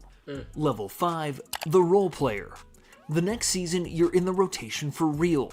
Not as a star, not as a featured name, but as somebody the team genuinely needs. You know your job now. Come off the bench, space the floor, and put your matchup in jail. Just like that. Coaches love you because you don't complain. Stars love you because you make their lives easier. You set screens, make the extra pass, rotate on defense, and hit the shot when the defense forgets about you. You become one of those players analysts call winning pieces. Fans start to argue about whether you're underrated. Your contract gets discussed on podcasts as a valuable trade piece. You begin to understand that survival in the NBA is usefulness, IQ, and effort. It's closing games because the coach knows you won't break the system. But the team is still not good enough. They tank again. They sit every important player except for you. They give you the keys of the offense for a few games to see what you've got. And you suddenly start to notice how the game is slowing down for you. In just a few of those games, you play and feel like an NBA star. And speaking of what the life of an NBA role player is really like, I was absolutely locked into Josh Hart, one of the best role players in the NBA and the New York Knicks, going up against the Joker and the Denver Nuggets the other night. And this is actually a perfect example of how I trade games live on Polymarket. Because if you understand the entire landscape of a game, the market gives you free opportunities. Let me show you what I mean. I opened up Polymarket in the middle of the first quarter and saw... Why are you promoting gambling to me, bro? Why? And $10 free on Polymarket when you sign up with my code Life Changes Again. Your name is announced before every game. Your face is on some of the graphics. IG models hit your number daily, striving to get a single night with you. Your minutes jump from 20 to 34, this time without trying to tank. You aren't sitting in the corner anymore. You're on the top of the key, handling the ball and making decisions. The scouting report has your tendencies. Opponents know your favorite moves. There's no sneaking up on anyone anymore. But you're ready. You average 19 points, 5 rebounds, 6 assists, 2 stocks. This season, your team wins 50 games, but is sent home in the first round of the playoffs. Regardless, media members start calling you one of the best two-way starters in the conference. The MVP says after a game that you're one of the best defenders in the league. Kids start asking for your autograph outside the arena. Sneaker brands start calling your agent. You get home, you turn on your TV, and ESPN is having a 10-minute segment talking about your leap. They say you're more than a starter now. They say you might be heading towards something bigger. You try not to listen, but you inevitably do. Level 7, the All-Star. You spend the whole offseason training with elite personal coaches that work with the best players in the world, and you take another big leap. You're now the best player on your team, averaging 24 points, 6 rebounds, 7 assists, and 2.5 stocks per game. People don't know how you're still able to guard the best player of the other team while carrying the entire offense. But you do. And then February arrives, and your dreams come true. The first time it happens, it doesn't even feel real. Your coach calls a timeout at practice, smiles, and lets the team tell you, you made the All-Star team. Everybody erupts, Gatorade bottles fly, and teammates mob you. Somebody records the whole thing for social media, and the post gets a few 100,000 likes. Years ago, you were begging for G League minutes. Now, you're one of the best players in the world. All-Star Weekend is chaos. Cameras everywhere, endorsements, interviews, parties, celebrities, endless attention. You're sharing the court with a team full of legends. Players you used to play in video games are shaking your hand like a peer. You realize you belong. But after the break, you know it's time to lock in. Your team is 4th in the conference, and you carry it during the first round. Then you beat the 1 seed in the second. Guys, I love seeing stories like this. Stories somebody go from 0 to 100. Then you beat the 3rd seed in the conference finals. You drag your team into the finals, and suddenly the conversation changes again. Yeah, you lost in 5 games. You were in the easier conference, but people are not asking whether you're a star anymore. They're asking whether you're the best player in the world.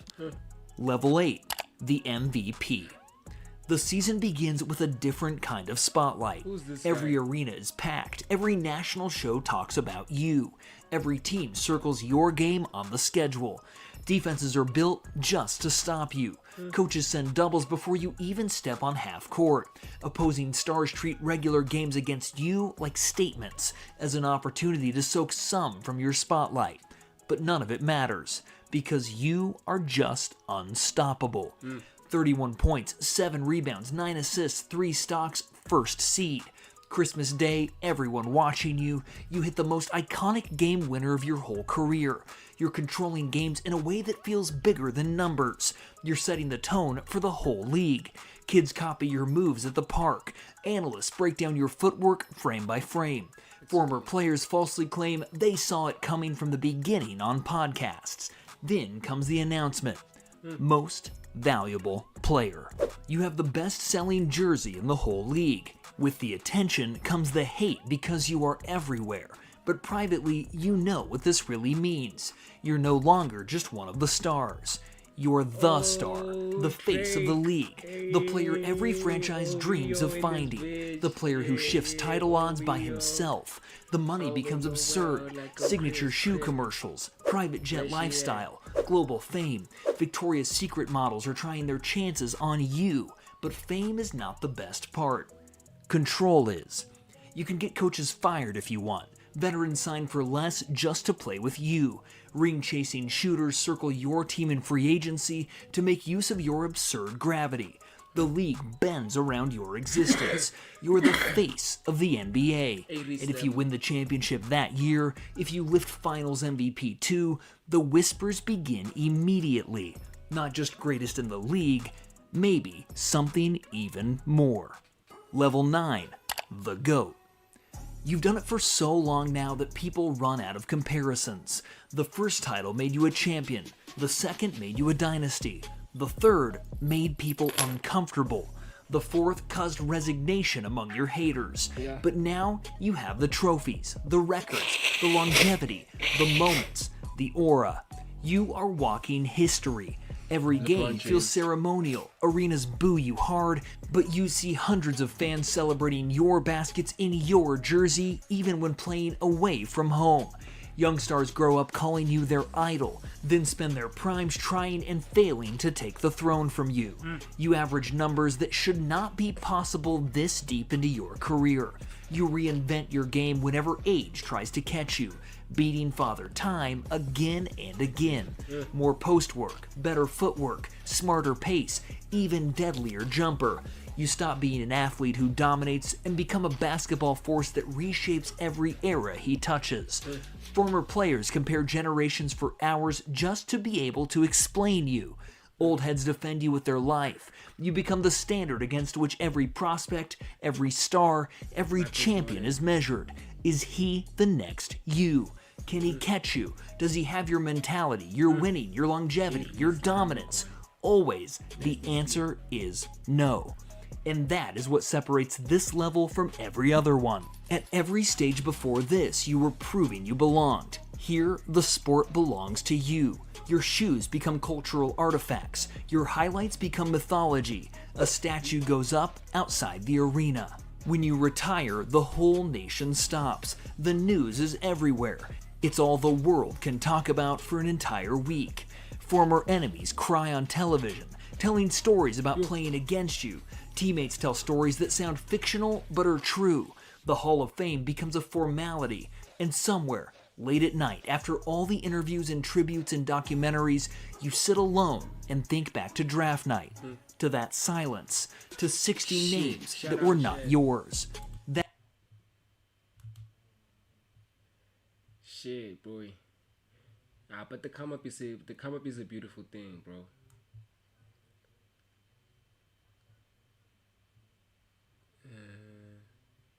The come up is a beautiful thing. Shout out, Chet.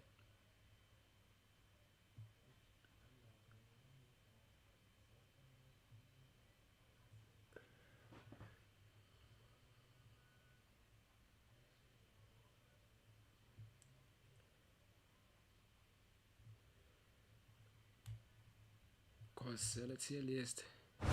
Forget the dubious investment tips. With IG, you can enjoy up-to-date insights, analysis, and tools. IG. Trade, invest, progress.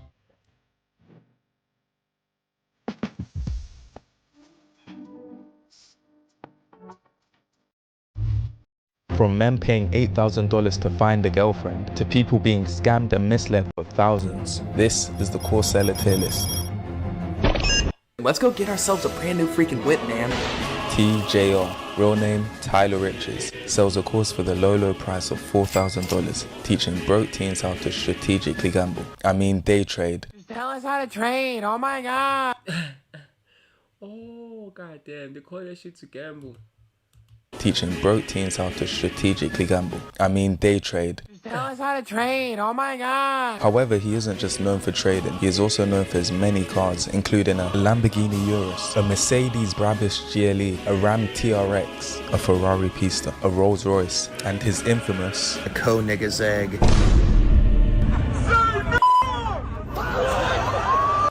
The Koenigsegg, what?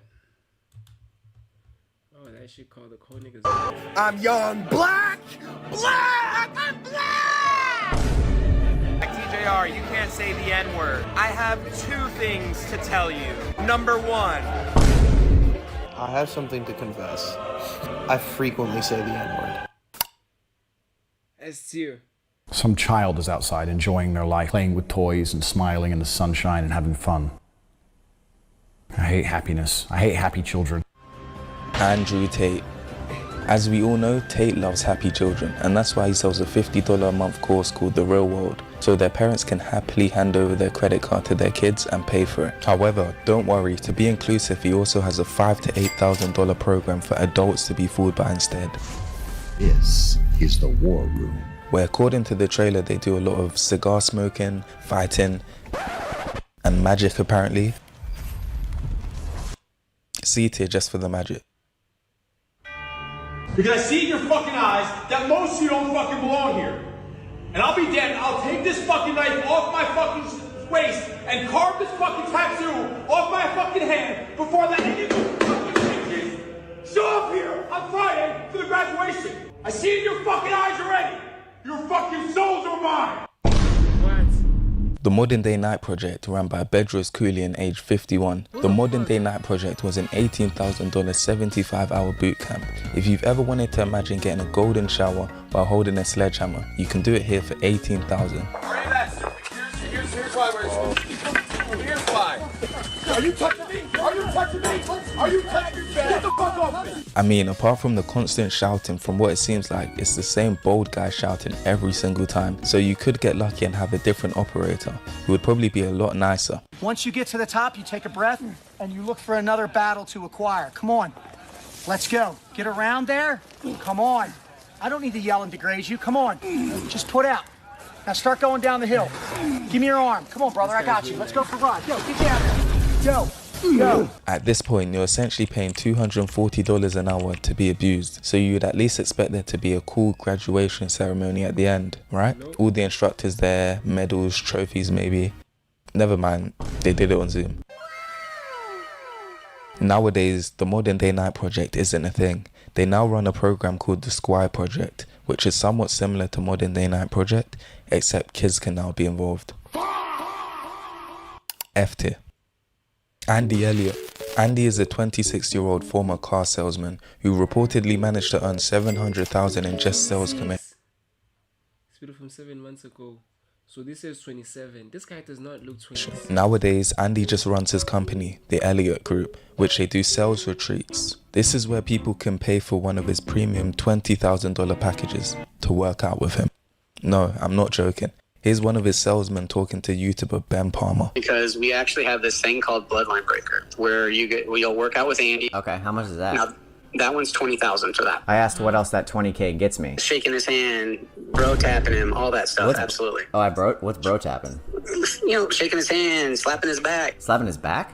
I don't know. He might let you do it if you ask him. I mean, I paid him $20,000. I should be able to slap his butt. These extortionate fees are also completely non-refundable, with Andy's sales agent specifying under no circumstances would the refund be given. So he sent me an invoice for $5K, and he wanted me to pay them right then and there over the phone. And on the invoice it said non-refundable, so I asked him what that meant, and he said if something happens and you weren't able to make it, then we would keep the money. I said, oh, if like my grandma dies or something? And he said, yeah. I was joking around about the grandma thing, but I was going to get my credit card and so I got a text from my grandpa. He said she did pass. What? Bro, wow. Man, I am so sorry to hear that, brother. Can I just read this card number to you? Like, I Yeah, bro. Go ahead. How many more digits do you need? You gave me all of them except for the last two. Okay. These are gonna be tough. Is there a favorite number? This is life, man. We all have an expiration, right? We all have expiration. People, grandmas, and credit cards. Personally, I think the lack of empathy for the grandma was just pushing it, but 20k for back shots is just diabolical. F tier. That's crazy. Shout out you. That's fucking crazy. Like, people who sell courses are crazy, dog. Traffic jam and you're the problem? Good thing you're naked and can submit claims. What if I start selling YouTube courses? In minutes on the Naked app. Get naked. I could. Brez Scales. He's a 21-year-old that currently sells a course priced at $5,000 per month with 422 current members inside of it. He teaches people how to freelance brand scale, which is just fancy for I run ads on the internet. This has allowed him to buy a Porsche GT3 RS, a Urus, a Lamborghini SVR, a Lamborghini Aventador S, which he crashed 4 days after buying, BMW M3 Comp, which he crashed 2 hours after buying. How much is that though?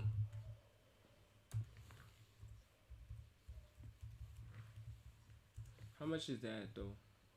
So he charges 5,000. He basically charges 5,000 per month times 44, 455. That's 2 million, gang. What?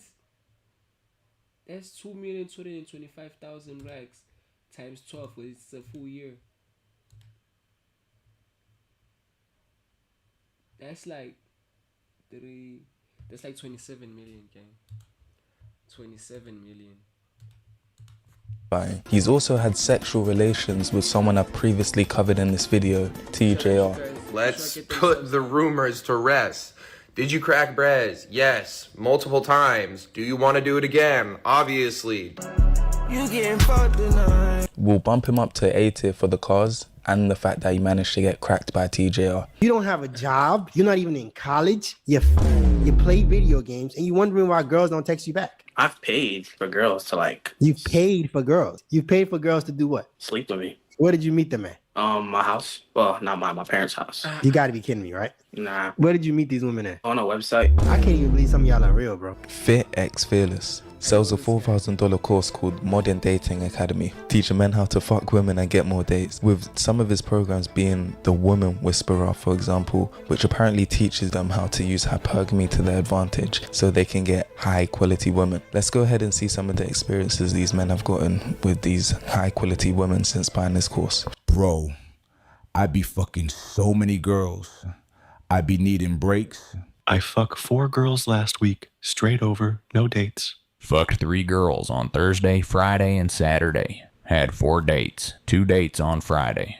These are the receipts. Smashed 3 females this weekend. MDA turning me into a savage. Now, I don't know about you, but I don't think a woman willing to fuck you right after a date, or even with no date, warrants high value women. But at least they're getting what the course suggests. I just can't respect the price or the nature behind it, so D tier. I ask you to what end? Dread it. Crazy parties, that shit, it works. Why? That shit works. Run from it. Destiny arrives all the same. And now it's here. Or should I say, I am.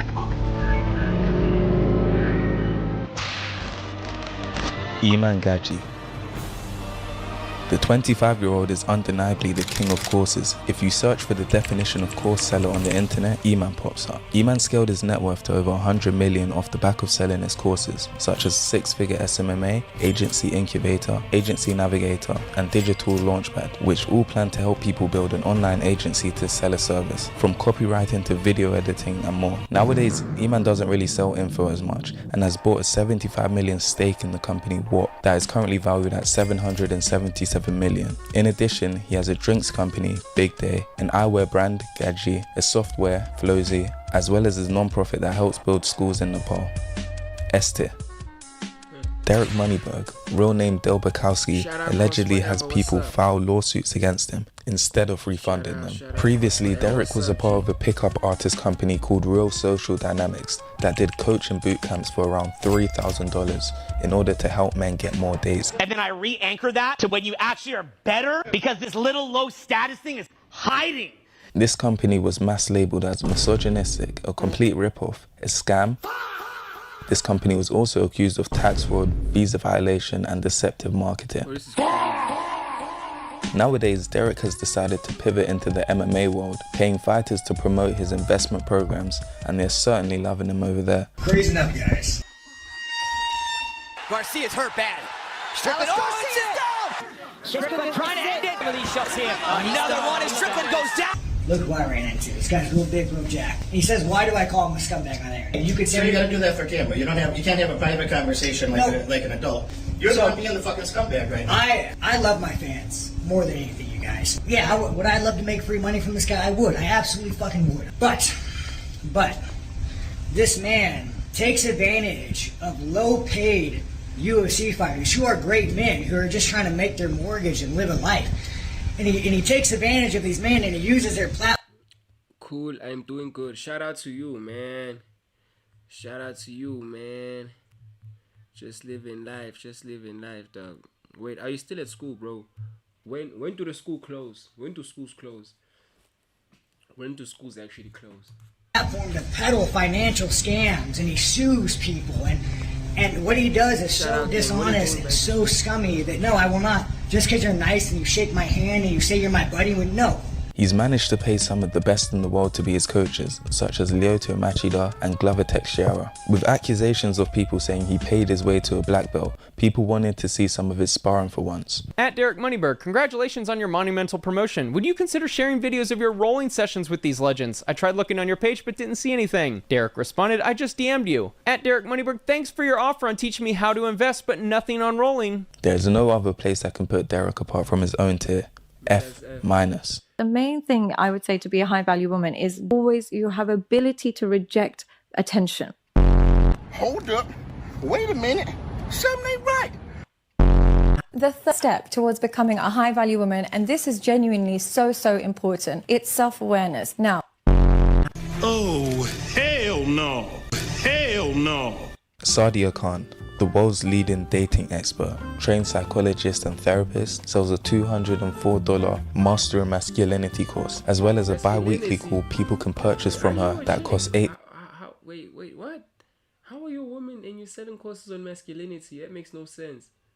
$1,000. Sadia apparently teaches men how to attract high-value women and what it means to be a high-value woman. Sadia truly took her own advice with this one, as she then proceeded to be a side piece to another woman's husband. I'll suck his dick if you have an attitude, and I can do it today if I want to. Go on. And I can do it on your wedding day and your birthday. Okay, well, and we'll the days see. after. Okay. This woman is selling courses on high-value men, but she's out there being a side chick. Come on. He's been with you in a social date, and he'll call me after. With multiple pictures taken from the victim's phone showing multiple text threads of Sadia having dirty talk with another woman's man. She also got exposed by Abba and Preach for not actually being a real psychologist and therapist. You've been claiming to have a DHA license. You've been claiming that you're allowed to do what you do as a medical professional because your clients are overseas. That's what you told me. I asked you if you have a DHA license, which every medical professional, especially those calling themselves psychologists, need to have if they offer services in Dubai. The only reason I don't have a DHA license is because when I first qualified, it expired. I didn't renew it because I was now online and I wasn't working in clinics. And in clinics, you need a DHA license. Well, I contacted the DHA to ask myself because I don't believe that.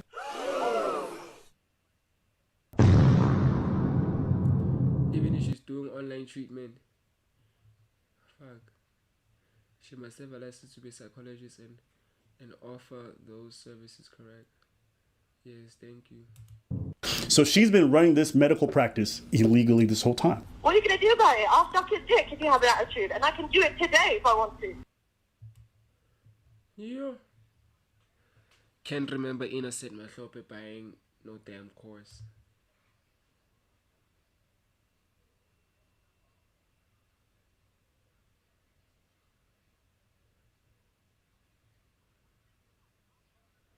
The arts of faking it.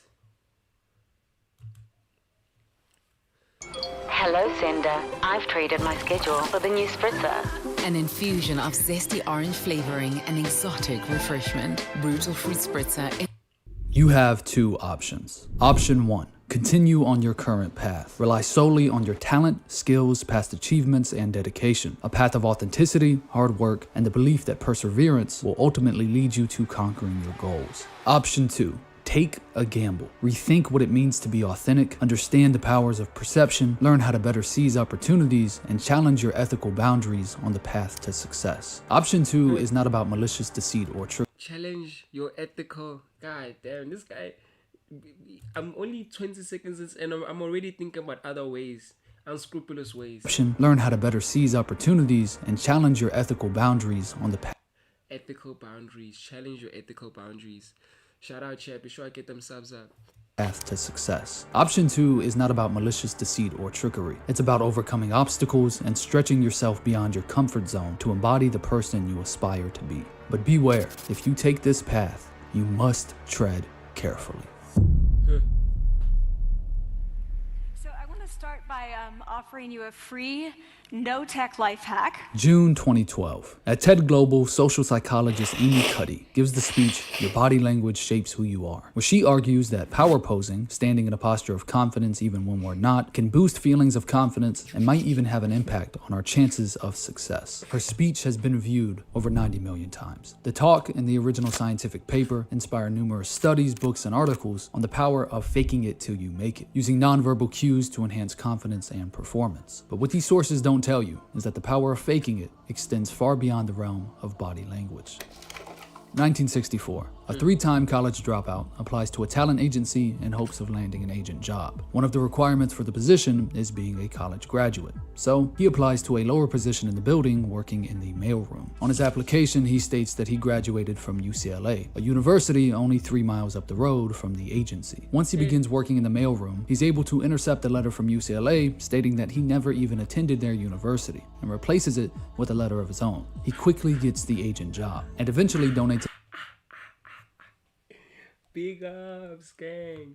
No matter what happens, we're gonna take enough money to the school that they rename a building after him. He's currently worth $8.5 billion.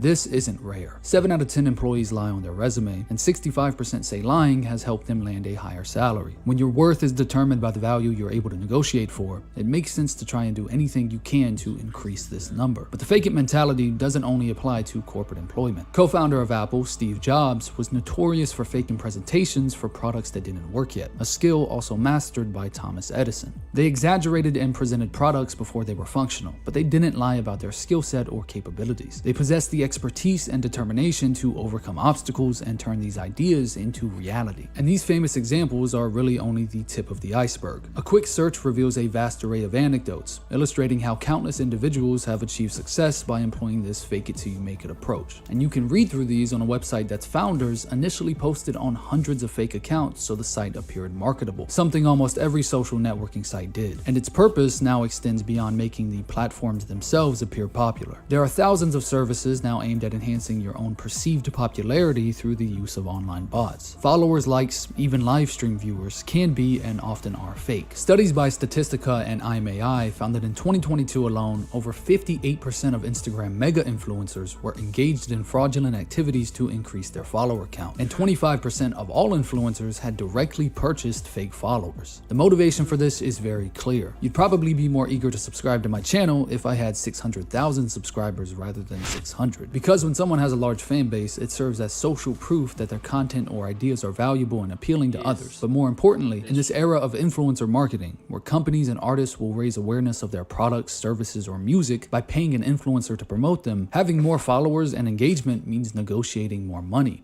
And it makes sense to try and do anything you can to increase this number. Being an influencer is one of the only ways you can get rich by pretending to be rich. Pretending to be more wealthy or attractive than they really are is the norm. And it's something rappers have been doing for years. Right. I think your attorney said that you were gonna have to file for bankruptcy. But then you're dumping $2 million. Are you not now a sitting duck to have that money seized? I ain't got it right now. I ain't got it. and that was prop money. Like I said, I ain't got it. I got 2 twin Glocks, turn you to a dancer. I don't have no straps for nobody. I got bands when I'm flying to France, drinking till a nigga land. Nah, I never went to France. Took an airline, took one again, crashed a Ferrari, so I hopped in the Benz.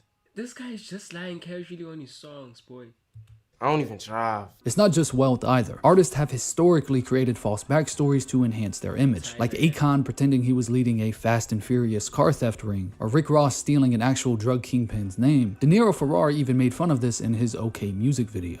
None of this is my jewelry. This is all prop. Literally everything. Down to only thing that's mine is these pants. These shoes ain't even mine. This is all a stunt. Basically, this is a prop. Artists and labels also employ misleading systems and streaming statistics to enhance the popularity of their releases, like bundling tickets with album sales, releasing repetitive chorus loops, and engaging in business arrangements like buying and giving away 1 million Jay-Z albums so his album goes platinum in a week. These moves are all to boost artists' perceived popularity, leaving us all to question. How many faking they streams? These artists have all benefited from these tactics, and while it's misleading, it's not actually harmful to anybody. They're not hurting you by selling you an image of themselves or their success that may be misleading. It's not like they're a politician, like Donald Trump, who ran off his image as a successful businessman, an image that wasn't entirely accurate. Trump is arguably the greatest example of fake it till you make it. He built such a successful personal brand that the money he made off Celebrity Apprentice overshadowed any of his previous business failings and eventually landed him the presidency. It's not all positive. The line between faking it and fraud is a very thin one.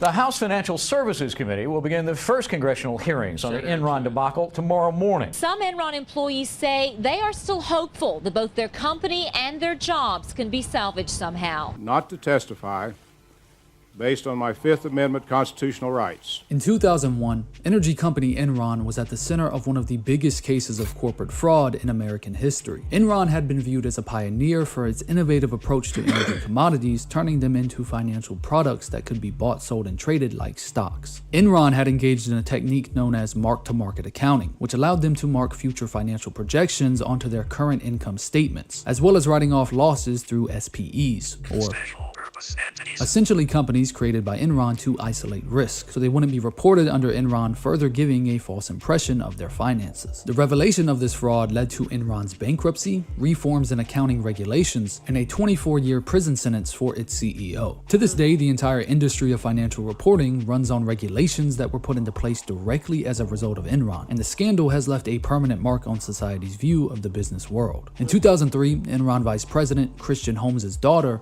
founded a company of her own, the now infamous Theranos. Dropping out of Stanford to focus on the project, Holmes, who had been dubbed the next Steve Jobs, promised to revolutionize the medical field with cheap, accessible, and quick blood testing technology using only a few drops of blood. Investigations by journalists and regulatory agencies revealed that the company was using industry-standard machines for most of their tests, and due to the sample size of the blood, many of the results were inaccurate, leading to misdiagnosis and death. One of their employees even committed suicide due to stress of keeping the company secret. The company, which was once valued at $10 billion, had been running on this fake it till you make it mentality from the start, with Elizabeth Holmes even allegedly faking her voice in interviews and appearances. In January 2022, Holmes was sentenced to 11 years in prison for fraud. Theranos has been somewhat of a case study for fraud, with the story being depicted in the Hulu miniseries The Dropout, and people drawing similarities between Holmes and any fraudulent startup founder, like Charlie Javis. In 2016, Javis founded Frank, a website that assisted students in obtaining loans and financial aid. In 2021, she sold the company to JP Morgan Chase, and the next year was sued by JP Morgan for fraud. But unlike Theranos, Frank did everything it said it did. Javis wasn't toying with people's lives or health. Frank simply helped students fill out loan applications for a small fee. The problem arose when Javis paid a data scientist $18,000 for a list of 4 million fake student names and addresses, and then sold the company to JP Morgan under the pretense that she had over 4 million customers, when in actuality that number was around 300,000. When JP Morgan realized 70% of their emails were bouncing back, they sued her for fraud. The backlash was very different for Javis. She's been looked at more as a modern-day selfish Robin Hood. After all, she defrauded investors and the bank, but not her customers or everyday people. She scammed the rich, and when you scam the rich, you go to jail. In May 2023, a 4-count grand jury charged Javis with securities fraud, wire fraud, bank fraud, and conspiracy, and she faces up to 100 years in prison if convicted.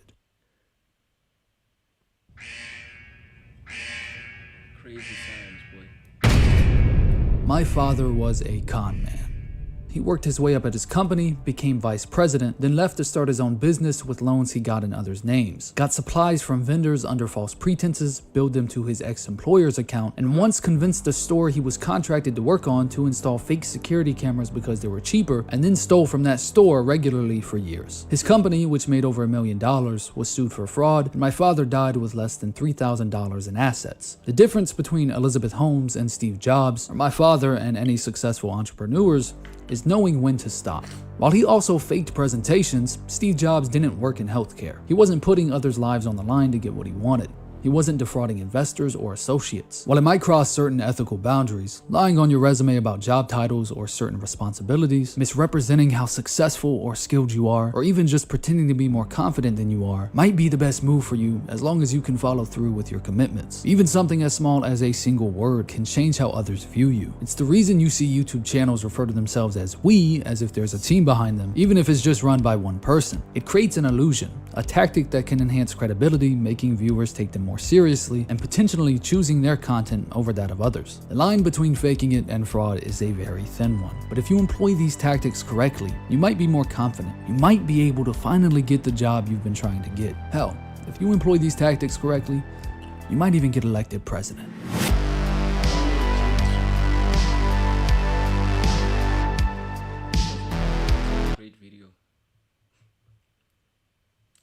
This was a great video, not gonna lie.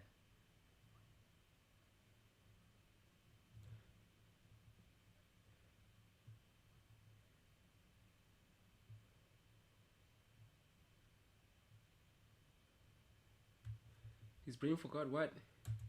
He stopped sleeping when His eyes are open. They've been open for 6 hours. He cannot close them anymore.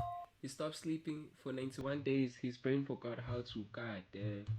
The muscles that control his eyelids stopped responding 3 days ago.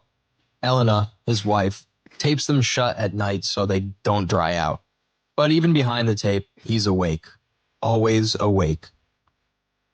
Michael Vianello has not truly slept in 91 days. Why? His brain has forgotten how. You think you know what insomnia feels like. A bad night, a rough morning. You drink coffee, you push through. Insomnia is inconvenient. For Michael, insomnia is not a symptom. It's an execution in slow motion. And the worst part is not the sleepiness. The worst part is that he watched his father die this exact way. This is diagnosis glitch.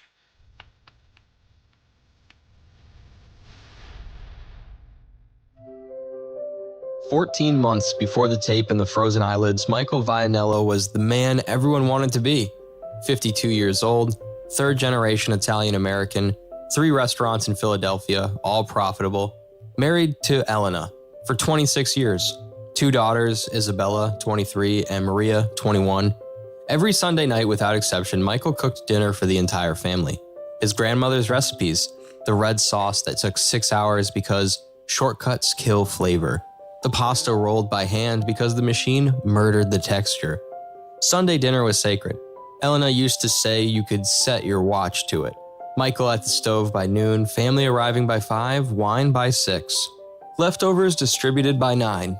And every Sunday night, after the last guest left, Michael would collapse into his armchair, turn on the game, and fall asleep within 5 minutes. 8 hours, every night. Like his body had an off switch. Elena joked he could sleep through an earthquake. Remember that. Remember who he was before, because you're about to watch that man disappear. The first warning came at his nephew's. Bro, how do you stay 91 days without sleeping, bro? How is it even possible? Wait, I need to search this. How do you stay 91 days without sleeping?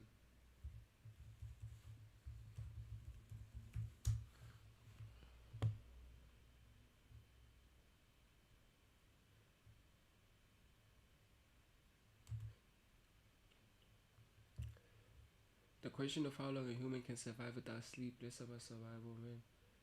Extreme safety presents a profound. Google. Google. Google's gonna get replaced by AI. His wedding. Michael stood at the head table, champagne glass raised, giving a toast. Mid-sentence, he forgot his nephew's name. Not blanked for a second, forgot. The word simply vanished from his brain like someone had deleted it. He covered with a joke.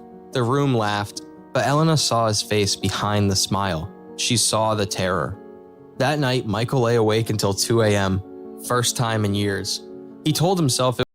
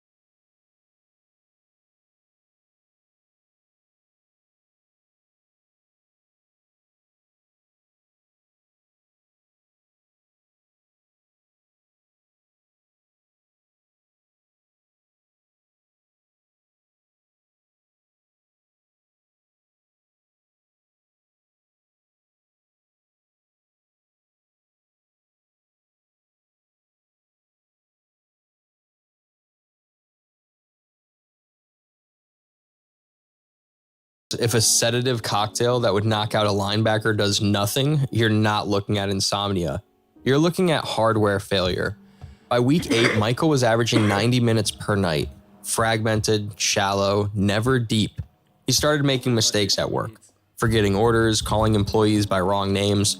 One afternoon, he drove past his own restaurant 3 times before recognizing it. Elena begged him to see a specialist. The sleep doctor hooked him up to monitors and watched him fail to sleep all night. His brain waves showed something strange. Every time he approached sleep, his thalamus fired a burst of activity that yanked him back awake. The doctor had never seen anything like it. Diagnosis: chronic insomnia with probable anxiety disorder. They added trazodone to the cocktail. It did nothing. At one appointment, the psychiatrist paused. Any family history of neurological disease, dementia, anything hereditary I should know about? Michael froze. He thought of his father. He thought of his cousins in Italy. He thought of a conversation his mother made him promise never to repeat. No, he said, nothing. That was the door that could have saved him. He chose not to open it. Here's what Michael never told anyone. His father, Antonio, died in 1991. Michael was 19. It started the same. Okay, I sub. Shout out for subbing. Welcome to the family, bro. Where you from? Excuse me, I'm a little bit sick. Where you from, broski? Where you from, broski? Shout out CK. Way. Trouble sleeping, forgetting words. Antonio was 51, the same age Michael was when his symptoms began. Doctor called it stress, then depression, then early onset Alzheimer's. Every diagnosis was wrong. Antonio deteriorated over 16 months. By the end, he could not close his eyes. Literally, the muscles stopped responding. He would lie in bed, eyes fixed open, pupils huge, heart racing, drenched in sweat, awake, always awake. Michael was holding his father's hand when he died. Antonio was staring at the ceiling. He never blinked. The family buried him and buried the memory. They called it a nervous breakdown, something private, something not to be discussed. But Michael's grandfather had died the same way, and his great uncle, and 2 cousins in Italy the family only whispered about. At 19, Michael told himself it was a coincidence. Genetics was barely understood. Nobody used the word hereditary because nobody wanted to. At 52, sweating through his sheets at 3 a.m., he could not pretend it anymore. He called his cousin Marco in Venice, the one who had traced the... Bro, do you have like insomnia or do you have like any problem sleeping? Bro, I can't imagine not sleeping for 91 days. Family history, the one who had taken the test. Marco answered... Bro, if I stay like... You see, like today, let's say I don't sleep for the entire day. I can go to bed for like 2 hours, right? Then I can continue working all day. But that night, dog, I'm going to sleep. I'm going to sleep for the entire 2 days I was not asleep. On the first ring, like he had been waiting. I was hoping you would never call. There's a reason the family stopped sleeping, and there's a reason Michael's doctors never found out. To diagnose what Michael had, you need a PET scan of the thalamus, not an MRI, not a CT scan, a specific kind of nuclear imaging that most hospitals do not even offer. A test that no doctor would order unless they already suspected something almost no doctor has ever seen. The neurologist who finally ordered it was the third specialist Michael visited. She had read about this disease once in a case study from 1986. A single Italian family, a genetic curse passed from parent to child for centuries. The images came back showing darkness where there should have been light, holes where there should have been activity. Michael's thalamus was being eaten from the inside. She'd sat with Michael and Elena for a long time before speaking. There is a name for what you have: Fetofamilia insomnia. Here's what was killing him, and here's why you should care. Deep in the center of your brain sits a structure called the thalamus. Think of it as a light switch. When you start to drift off at night, your thalamus dims everything down. It filters out the noise. It tells your consciousness to shut up so your body can repair itself. Without your thalamus, sleep is biologically impossible. Not difficult, impossible. Michael's thalamus was being destroyed, not by a virus, not by bacteria, by his own proteins. Like, what you animate on, like what? Like, the software you use to animate your videos, or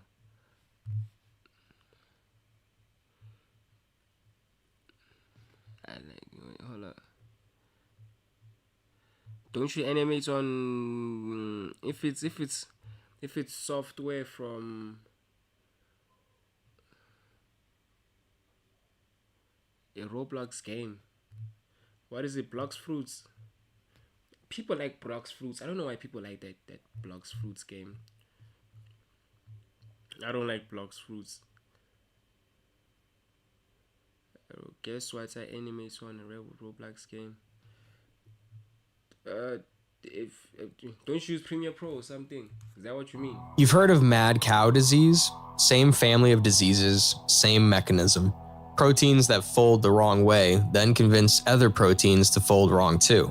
A chain reaction that cannot be stopped. A fire that spreads molecule by molecule. The difference is that Michael did not catch this. He inherited it.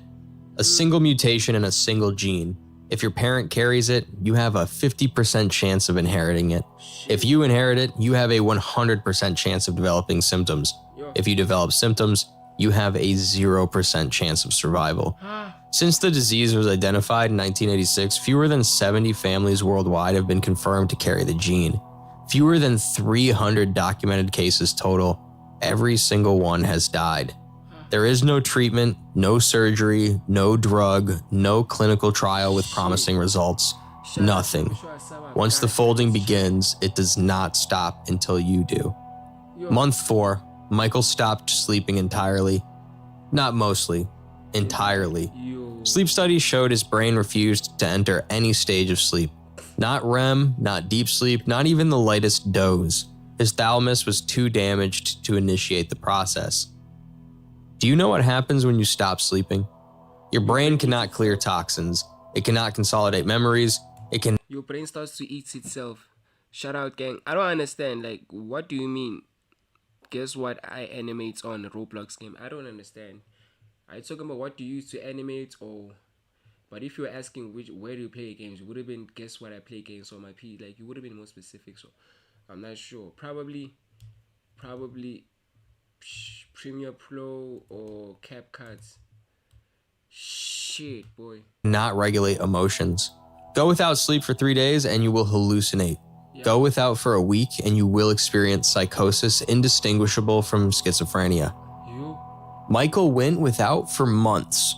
One night, Elena woke at 3 a.m. to find Michael in the kitchen. He was setting the table for 8. They'll be here soon, he said. Who? Everyone. Dad, Grandma, the cousins from Venice. They called and said they're coming for Sunday dinner. Elena looked at the table. Michael had set it with his grandmother's china, the plates they only used for funerals. His father had been dead for 33 years. She guided him back to bed. He went without resistance, still talking about the sauce he needed to start. This became normal. Every night, a different visitor who was not there. Different conversations with people who had been dead for decades. Elena learned to nod along. learned not to cry until he looked away. Then came the Sunday dinner Michael tried to host while awake. He stood at the stove, spatula in hand, his mother's sauce. 6 hours, 1,000 repetitions. He had made this recipe since he was 12 years old. He stood there for 20 minutes, staring at the pot, unable to remember what came next. Maria finished the sauce. Nobody talked about it. After dinner, Michael gathered his family in the living room. Elena wanted to wait. Wait until what? Until he could not speak. Michael had already lost words. Some days he could not say what he meant, but that night he found enough. There's something I should have told you a long time ago. He told them everything. The gene, the inheritance pattern, the 50% coins that had been flipping in his family for generations. Isabella did the math immediately. Then we might have it too. Yes. Can we get it tested? Yes. But understand there is no cure. If you test positive, you spend the rest of your life knowing how you'll die. Some people prefer to know. Others prefer the uncertainty. There is no right answer. Maria stared at her hands, checking for tremors that might never come. Dad, she asked quietly, what would you have done? Michael was silent for a long time. I never took the test. I was too afraid. I spent 30 years pretending this was not real. And now I think about all the time I wasted being afraid of a truth I was going to face anyway. By month 7, Michael stopped recognizing Elena. Some hours he knew exactly who she was. They talked about the girls, about the restaurants, about their wedding in that little church in South Philly with the broken air conditioning. Other hours he asked why there was a stranger in his house. The proteins had spread from his thalamus into his cortex. This is sad, y'all. His memories were fragmenting like old film disintegrating frame by frame. Month 8, he stopped speaking in sentences. Words came out scrambled, syllables in the wrong order. He would try to say, I love you, and what emerged was noise, meaning shattered somewhere between thought and mouth. Month 9, he stopped walking, then sitting, then swallowing. They moved him to a hospital bed in the living room, feeding tube, heart monitors, machines doing what his body could no longer do. His eyes were still open. They could not close on their own anymore. Elena applied drops every hour to keep them moist. She sat with him every night. She told him about the girls, about the restaurant, about their first date at that terrible movie neither of them remembers.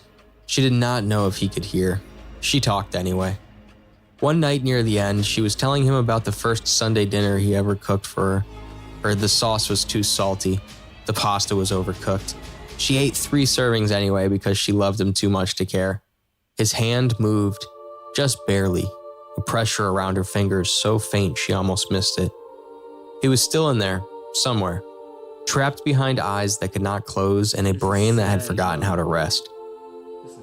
At 4:12 a.m., 3 days later, Michael Vianello died. His eyes were open. Elena closed them herself. 6 months after the funeral, Isabella took the test. Positive. She carries the gene, the same mutation that killed her father, the same mutation that killed her grandfather, the same mutation that's been passing through her family like a whisper for at least 200 years. Now, every morning, Isabella holds her hands in front of her face, watching for tremors, watching for the first sign that the clock has started ticking. She'll likely develop symptoms somewhere between 45 and 60. There's nothing medicine can offer her, nothing she can do except live and wait. Maria decided not to test. She prefers uncertainty.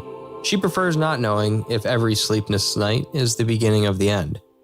Both choices are impossible. Both choices are valid. There is no right answer to the question, do you want to know when you will die? Here's what I need you to understand. You'll spend roughly 1/3 of your life asleep. You probably complain about it. Not enough sleep, waking up tired, wishing you could function on less. Tonight, when you lie in bed, when you feel your eyelids getting heavy, when your thoughts start to blur and drift, that's your thalamus working perfectly. That is millions of proteins folding exactly the way they're supposed to. You take it for granted, the surrender into sleep, the assumption that your brain will carry you into the dark and bring you back in the morning. For 40 known families scattered across the world, that assumption is a lie. Their proteins fold wrong, their thalamus fails, and one night they close their eyes and realize they will never truly sleep again. Michael Vianello's nightmare was not what he saw when he slept. his nightmare was never sleeping at all. The disease has no cure, but it does have a registry.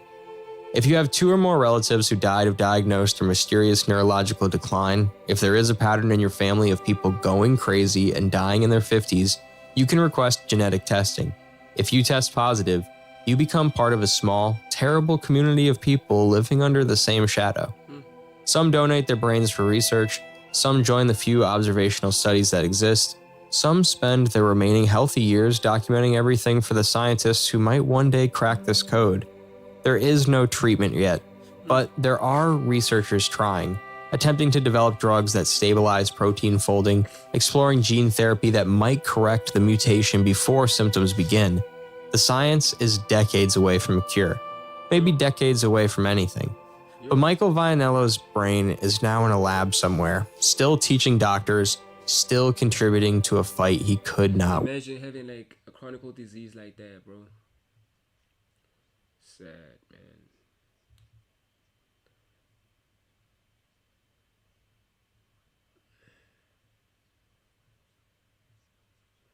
What's happening here?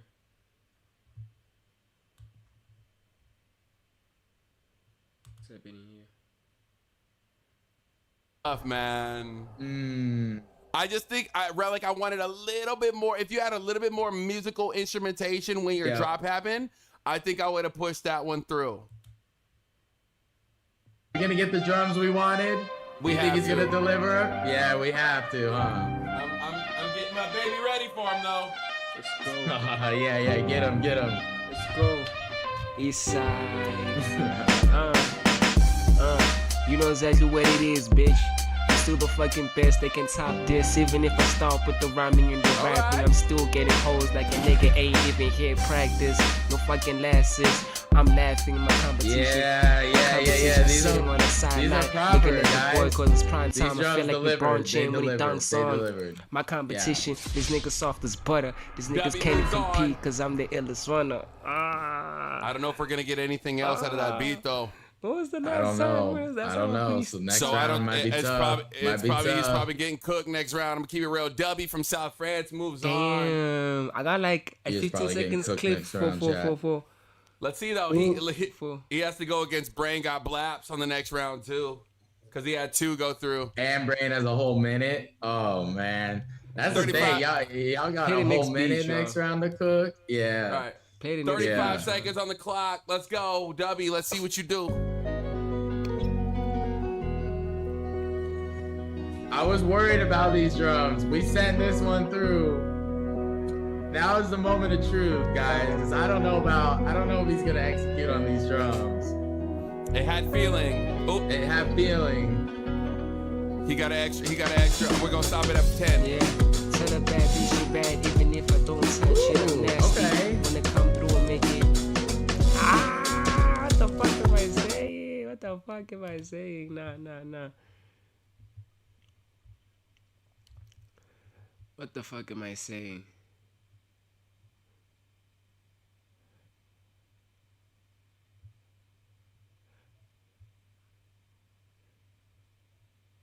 What happens when you win the Lords?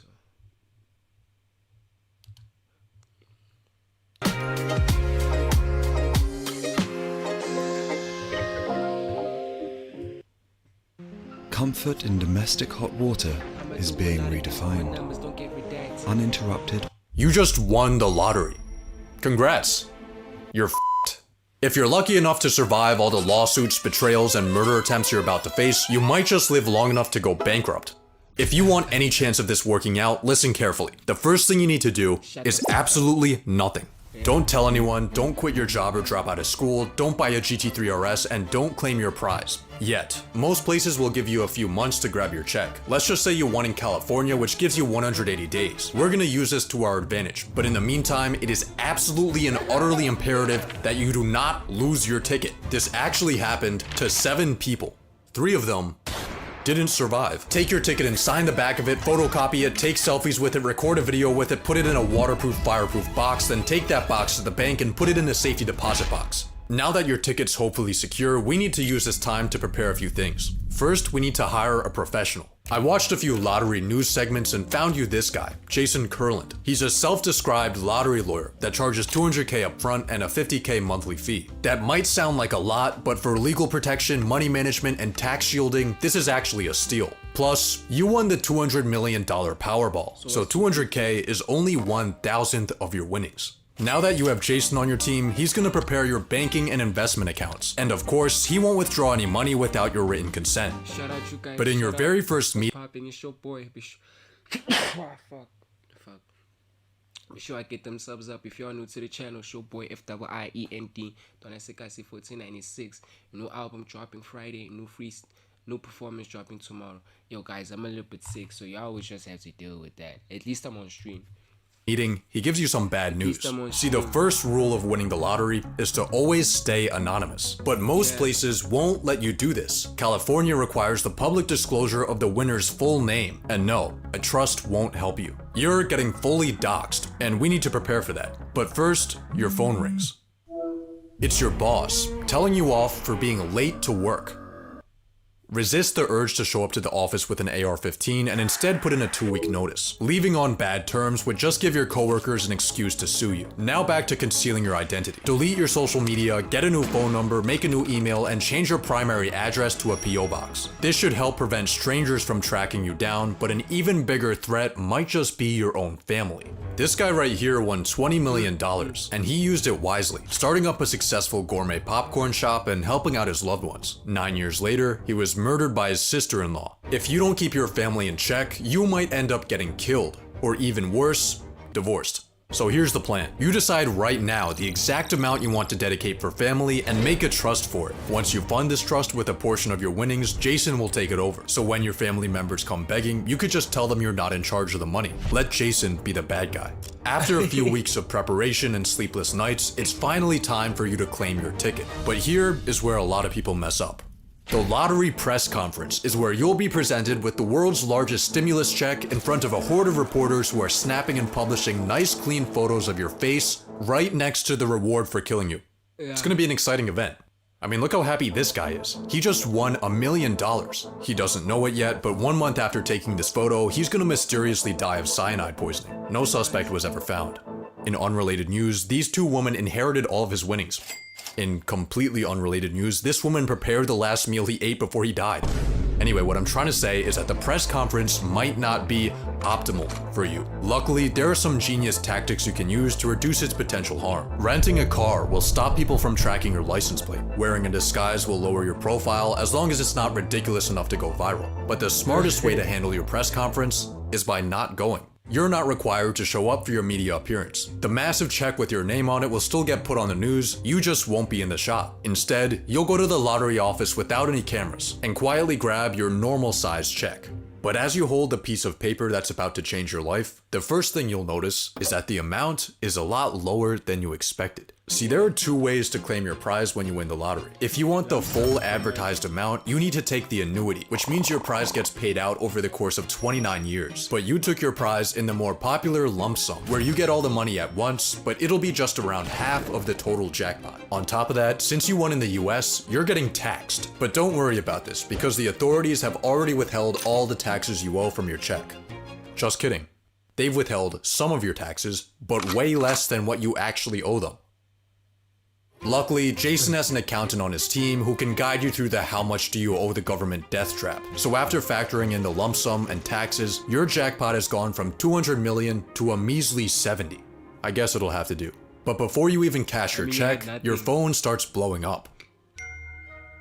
All of the friends and family that have your phone number are asking if you're the mysterious winner. Remember, the public only has your name, but not your face. You can tell some people you really trust, but be careful.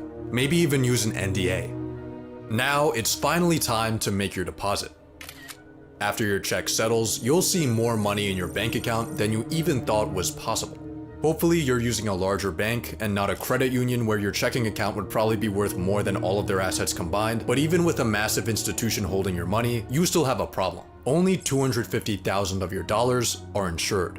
But how risky actually is this? Well, ever since 2008, uninsured depositors only lost money in 6% of US bank failures, and large banks like Chase or Wells Fargo are designated as systemically important financial institutions, aka they have the US government as their sugar daddy, so it would take a lot for them to go under. Chances are you'll be fine, but still, you should move this money somewhere else. It's time to hit up Jason to fund your trusts and investments. Let's give him $40 million to manage for you, and with a conservative 6% return, this will be making you $200K a month. You could put $10 million into your family trust, and now you have $20 million in pure spending power. Yeah. So let's get down to business. Let's go. I like watching these videos, but I know I'm not gonna hold the loads because I don't gamble.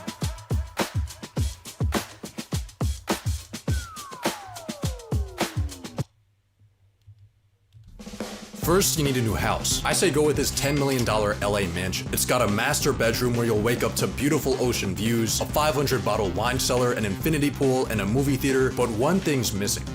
That's better. Any toy you ever wanted is now yours. Your dream watch, your dream fit, your dream grocery haul, being a lottery winner is awesome. You're also starting to realize why rich people live longer than poor people. Not only can you now afford any medical procedures you want, but you even have a private doctor. You pay them $20K a year to be on call for whatever you need. You also get a celebrity fitness trainer for $300 a session, and of course a private chef to keep your diet perfect. But even more important than this is your total lack of stress. Not having to worry about bills, work, or housing, and having the free time to hang out with friends or take a midday nap has vastly improved your overall well-being. But then you get a call from Jason that changes everything. See, he helped you buy your house using a trust to keep you anonymous, but internet detectives have somehow managed to trace the ownership back to you. On top of that, news reporters have been silently taking stalker shots of you on your daily routine, and all of a sudden, your face and your address are front page news. Your phone immediately starts blowing up, except this time, it's not just your friends and family, it's strangers. You start getting hundreds of letters in the mail. People are telling you their life stories, how all they need is 10 grand, 5 grand. Someone even shows up to your house. I think it's time for you to hire some bodyguards before things start getting worse. And by worse, I mean you might get killed. It's kind of a rite of passage for lottery winners. This guy won 30 mil, then got buried in his business partner's backyard. He won the Brazilian lottery, then got kidnapped while on a walk. His house got broken into, and he was shot to death in front of his kids. But you have one advantage over all these unlucky winners: your location. Most of these tragic fates happened in not so great neighborhoods. You, on the other hand, are in a $10 million LA mansion, surrounded by people who are familiar with money. Hopefully this will protect you from any real danger and allow you to peacefully live the high life. But what your mansion can't hide you from are your relationships. Yeah, guys, like, I might seem like I'm opening my mouth a lot, but like, I'm sick, guys. My nose are blocked, so I have to open my mouth. Friends are going to come out of the woodwork. Family that they never knew they had. Everyone's going to be asking for handouts. Friends? I lost just about all my friends from New York. When you win, everybody you know thinks they won too. You have to manage to say no to these people. It's gonna make you feel guilty, but the truth is, if you gave everyone money that asked for it, you wouldn't have anything left. Your mansion's upkeep costs you $50K a month. Maintenance for your car is an average yearly salary. Your private chef, your trainer, your doctor, your bodyguards, Erewhon, Equinox, rich person parties, woman. Across everything, your monthly expenses are clearing 6 figures. But even worse than the broke people begging you for money are the rich people begging you for money. They call themselves financial advisors. They try to hypnotize you with confusing financial linguistics until you've signed away 1% of your portfolio for the privilege of underperforming the market. Don't listen to them. Certainly don't listen to people pitching you their genius business ideas. All of these opportunists are starting to make you feel like a walking ATM. When you win the lottery, people won't respect you like they do other rich people, because you didn't really earn your money. You just experienced a statistical glitch. This is where you begin to have a bit of an identity crisis. All you are and all you're known as is the guy that got lucky. When you meet new people, it's often people will say, well, what do you do? Especially in my circle of people, most people were working or trying to put themselves through college. And, oh, I just won the lottery and I just sit around. That's not something that I wanted to say. One day as you're contemplating the meaning of life, a mysterious man walks up to you, and he's here to inform you that you're being sued. A random guy you've never seen in your life is claiming that he bought your ticket, and he's coming for all of your winnings. It's gonna bring full. I'm the winner. God took me to that gas station. I just wanted to ask, man, is there any truth to these claims about the stolen ticket? Luckily, you're gonna be fine, because you have legal protection from our boy Jason. Jason? A New York attorney known as the lottery lawyer is now charged with extorting lottery winners in a $107 million scheme. Jason helped a lot. He was the first guy I called. We're gonna have a lot of fun with this. Jason Kurland, along with 3 others, now facing charges ranging from wire fraud to money laundering. Well, in hindsight, giving this guy access to our finances was a pretty stupid decision and totally stole around $10 million from you. He's obviously going to prison, but that's money you're not getting back.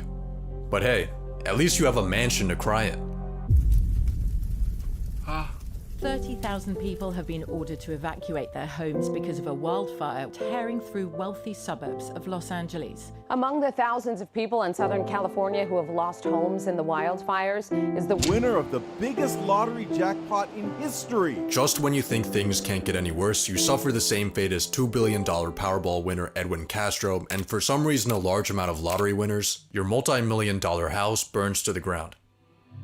It seems like your luck has run out. You're getting sued, you've been robbed of millions, and your home is gone. Your misfortune is of course front page news. Everyone loves a good downfall. And you've become just another lottery failure. Or have you? Some sources claim that 70% of lottery winners go bankrupt. Others say that it's 1 in 3. Which is it? The correct answer is neither. Both of those statistics have been completely debunked. Winning the lottery tends to get painted as a curse. But in reality, it turns out that stumbling into millions of dollars is actually pretty great. Real studies have shown that lottery winners are healthier and live longer. They have a lower chance of being overweight. They have higher long-term life satisfaction. They don't get socially isolated, instead they spend more time with friends. One study found that in a 5-year time span, only 5.5% of observed lottery winners went bankrupt, and these were even based on smaller wins. You're actually at a higher risk of bankruptcy if your neighbor wins the lottery. Most lottery winners don't get assassinated. Most lottery winners don't go broke. Most lottery winners get freedom, health, and happiness. So when you win the lottery, here are the final steps you need to take. Fire Jason Kurland, cash that home insurance check, win your lawsuit, move somewhere far away, and relax. Because you were never fucked. Most lottery winners aren't. But maybe it just makes us feel better if we think they are. So all these lottery winners who went broke, it's all just a fucking lie. Most of them don't actually go broke like that. Shit's a lie, bro. That shit's a lie, boy.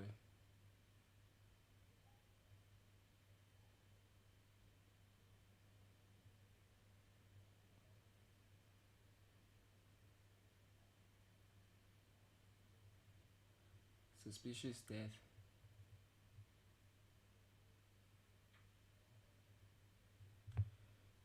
He hasn't slept since 61 years. What? With over 260 stores nationwide, trust the local Choice Pharmacy, here for you. He's in Brazil, training at a world-class facility and having over 2 million followers on Instagram alone. The sponsor did release a statement acknowledging his death, and that was where a lot of the comments and speculation came from, but nothing has actually came out.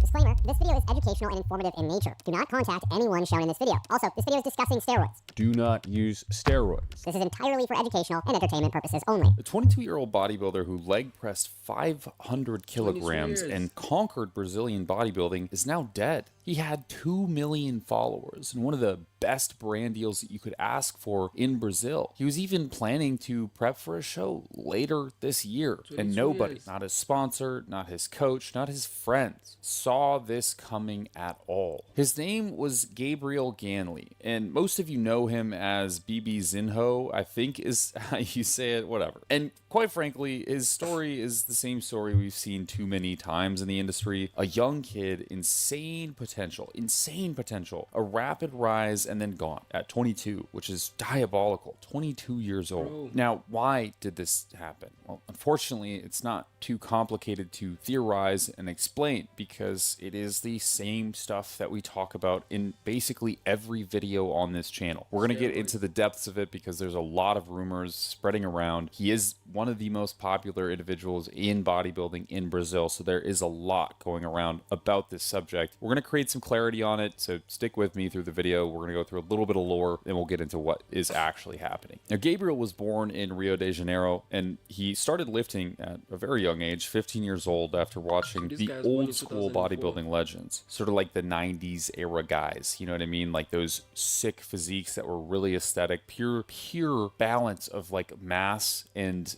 aestheticism, not just this get as huge as possible with whatever drug it takes to get as big as possible, and however the outcome looks, as long as I have the most muscle, I win kind of thing. Like, I hate that look generally. I really miss the old school looks that were in the 80s and in the 90s. Like, those were peak bodybuilding, if you ask me. But before bodybuilding, he was into martial arts, and this kid was not just some random guy that walked into a gym. He was heavily into athletics and stayed very active, from what I can tell, throughout basically his whole life. And he had discipline and a great work ethic, and this is something we don't often get to see with a lot of the stories we cover on this channel. He actually went on to study physical education at the UFRJ, that's the Federal University of Rio de Janeiro, and so the kid had an academic backing. He had a great genetic plate to start on. He had a good lifetime of athleticism to basically teach him how to use his body. Undervaluing training is something that we see a lot nowadays, and this isn't something that he had as an affliction. It was basically training being the sole part of everything he's doing, which he talked about a lot. And his training was massively intense. Like, if you just scroll through his profile and look at some of his training, you realize pretty quickly, like, this guy did not fuck around whatsoever. The kid was genuinely impressive too. I mean,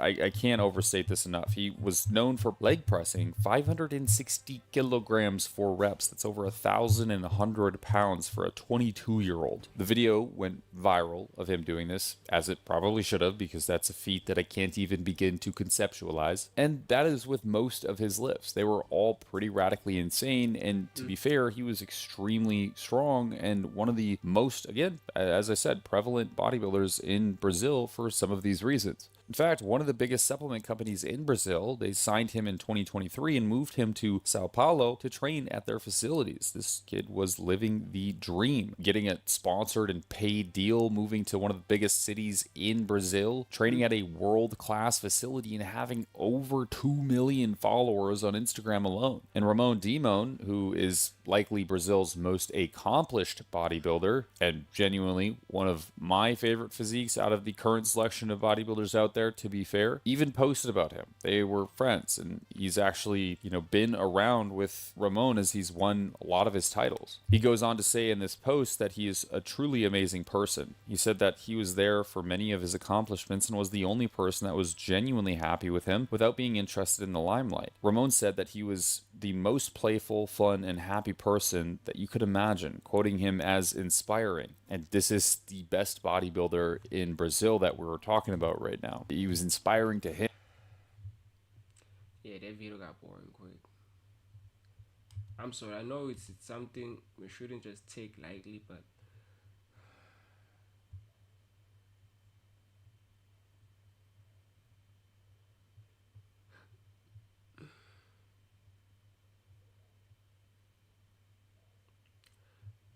Lacey and Yona. I didn't know shit! Bro! Is she on crack? Yo, giggle shit! Are you good? Here, come take a seat. No, I'm good. It's really nice here. Thank you. Wait, it's your first time at the house. Huh? It's your first time here. Yeah. Oh, it's really nice I gotta give here. you a house tour. Yes, I would love one. You pull your... Hey, guys! Yana, Jay. They can see me too? Yes, they should be able to. Isn't she like live on her house tour? How do you live in a $40 million mansion and the Wi-Fi's hot cross buns? Y'all niggas gotta get it straight. This is ridiculous. I'm gonna be honest, we don't have Wi-Fi. Yeah. We don't have. I have Wi-Fi. Yo, Risky Bubbles, thank you for the 10 gifted. Thank you for the 10. Hey guys. Chat. Okay, you actually scared me when you walked in. I'm not gonna lie, because you said 3. It's 3. Oh wait, it's actually 2:30. I didn't think you were here yet. I didn't know you were here. Bro, are the animals gone?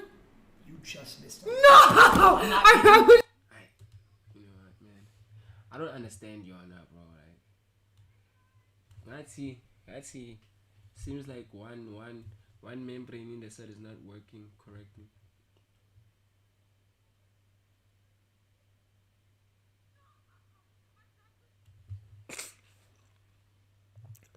Shout out, shit.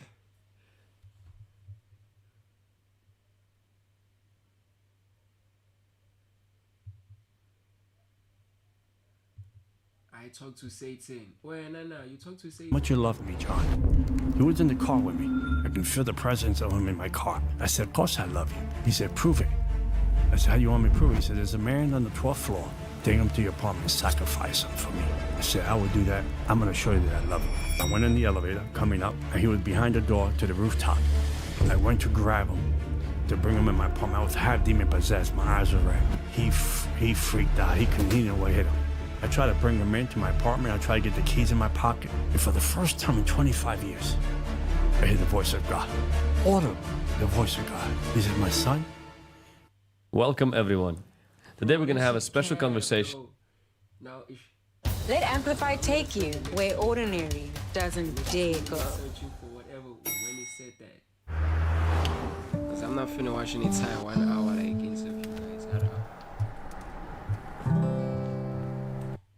Conversation which I believe is going to not only expose the kingdom of darkness, but it's going to equip you how to be a soldier. Right. John, take us back to your beginnings. I was a real warlock. Okay. It's a difference between a real warlock and a wannabe. I have no idea what that means. That means that a real warlock is a person that got real ceremonies done to their body, to be initiated, rituals to their body, to be made. It's like a mafia. You got mafia, people that run errands to the mafia, do their dirty deeds for the mafia, but they're not made, right? So there's a lot of Christians out there, and I rejoice and I celebrate them. They say, I'm a witch. I was a Satanist. Yeah, it seems like it's a common thing now. Everybody's walking around. But all they did dabbles with candles and crystals that were never made, that were never recognized in the devil's kingdom as warlock and witch. They joined this church of Satan, or this. Well, we have the church. Our church was better than the Church of Satan, because our church of Satan was a gimmick. Okay. Anton LaVey was a gimmick, because our church, we started from 7 in the evening to 5 in the morning. We had demonic people that were demon possessed, that would bring mediums, that would bring down powerful deities through their body, with marine spirit, water spirit. So was it like a special place that you guys went to? Basement. We have basements, houses. You call it a demon church, though. Demon church, and because anything that came down was demons, and they teach us how to do rituals. I wanted to hear this specific part, but I can't find it, so.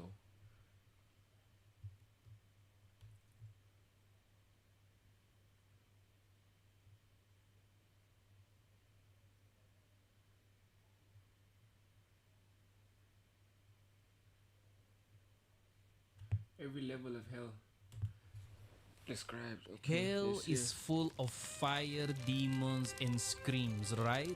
Error, because in the true center of hell there is no fire. There is a frozen lake where Lucifer himself is trapped chewing on traitors for eternity. This is just one of the hidden surprises in the 9 levels of Dante's hell, a vision so powerful that it has defined how we imagine hell for 700 years. Today we are going to descend into each of those circles to separate the work of a genius from what life really teaches us, and believe me when I say it will surprise you. But let's start with the level 1, Limbo. According to Dante, Limbo is the highest circle and in a way the least painful. But do not be deceived, because less pain does not precisely mean comfort, because here dwell the souls of virtuous people who never knew Christ, philosophers, poets, heroes of antiquity, people who did good in life but never received the faith necessary to enter heaven. Here there is no fire, no demons with whips, only an eternal longing, a hope that never is completed, a void that is never filled. In an eternally gray sky, they live in a kind of melancholic meadow, and the most unsettling part is that they know they are forever excluded from the presence of God. In this vision, Dante places figures like Homer, Socrates, Aristotle, all of them gathered conversing, but knowing that their fate will never change. And I think that is the harshest of punishments, the certainty that there is no possible redemption. And although it sounds harsh, believe me when I tell you that, is a child's play compared to what you are about to see. On level number 2, lust. Here there is no calm. The second circle is reserved for the lustful, those who in life were driven by desire and place passion above reason. Dante describes an eternal wind, a never-ending storm that pushes and strikes the souls from side to side without allowing them to stop. There is no solid ground nor rest. They are dragged forever just as they were dragged in life by their impulses. The air, the atmosphere is filled with screams but also with whispers, because here are famous lovers like Paris and Helen of Troy or Paolo and Francesca. There is no fire, only wind and darkness, but a wind that strikes like a whip and a darkness that is completely blinding. But let's continue now with the next circle.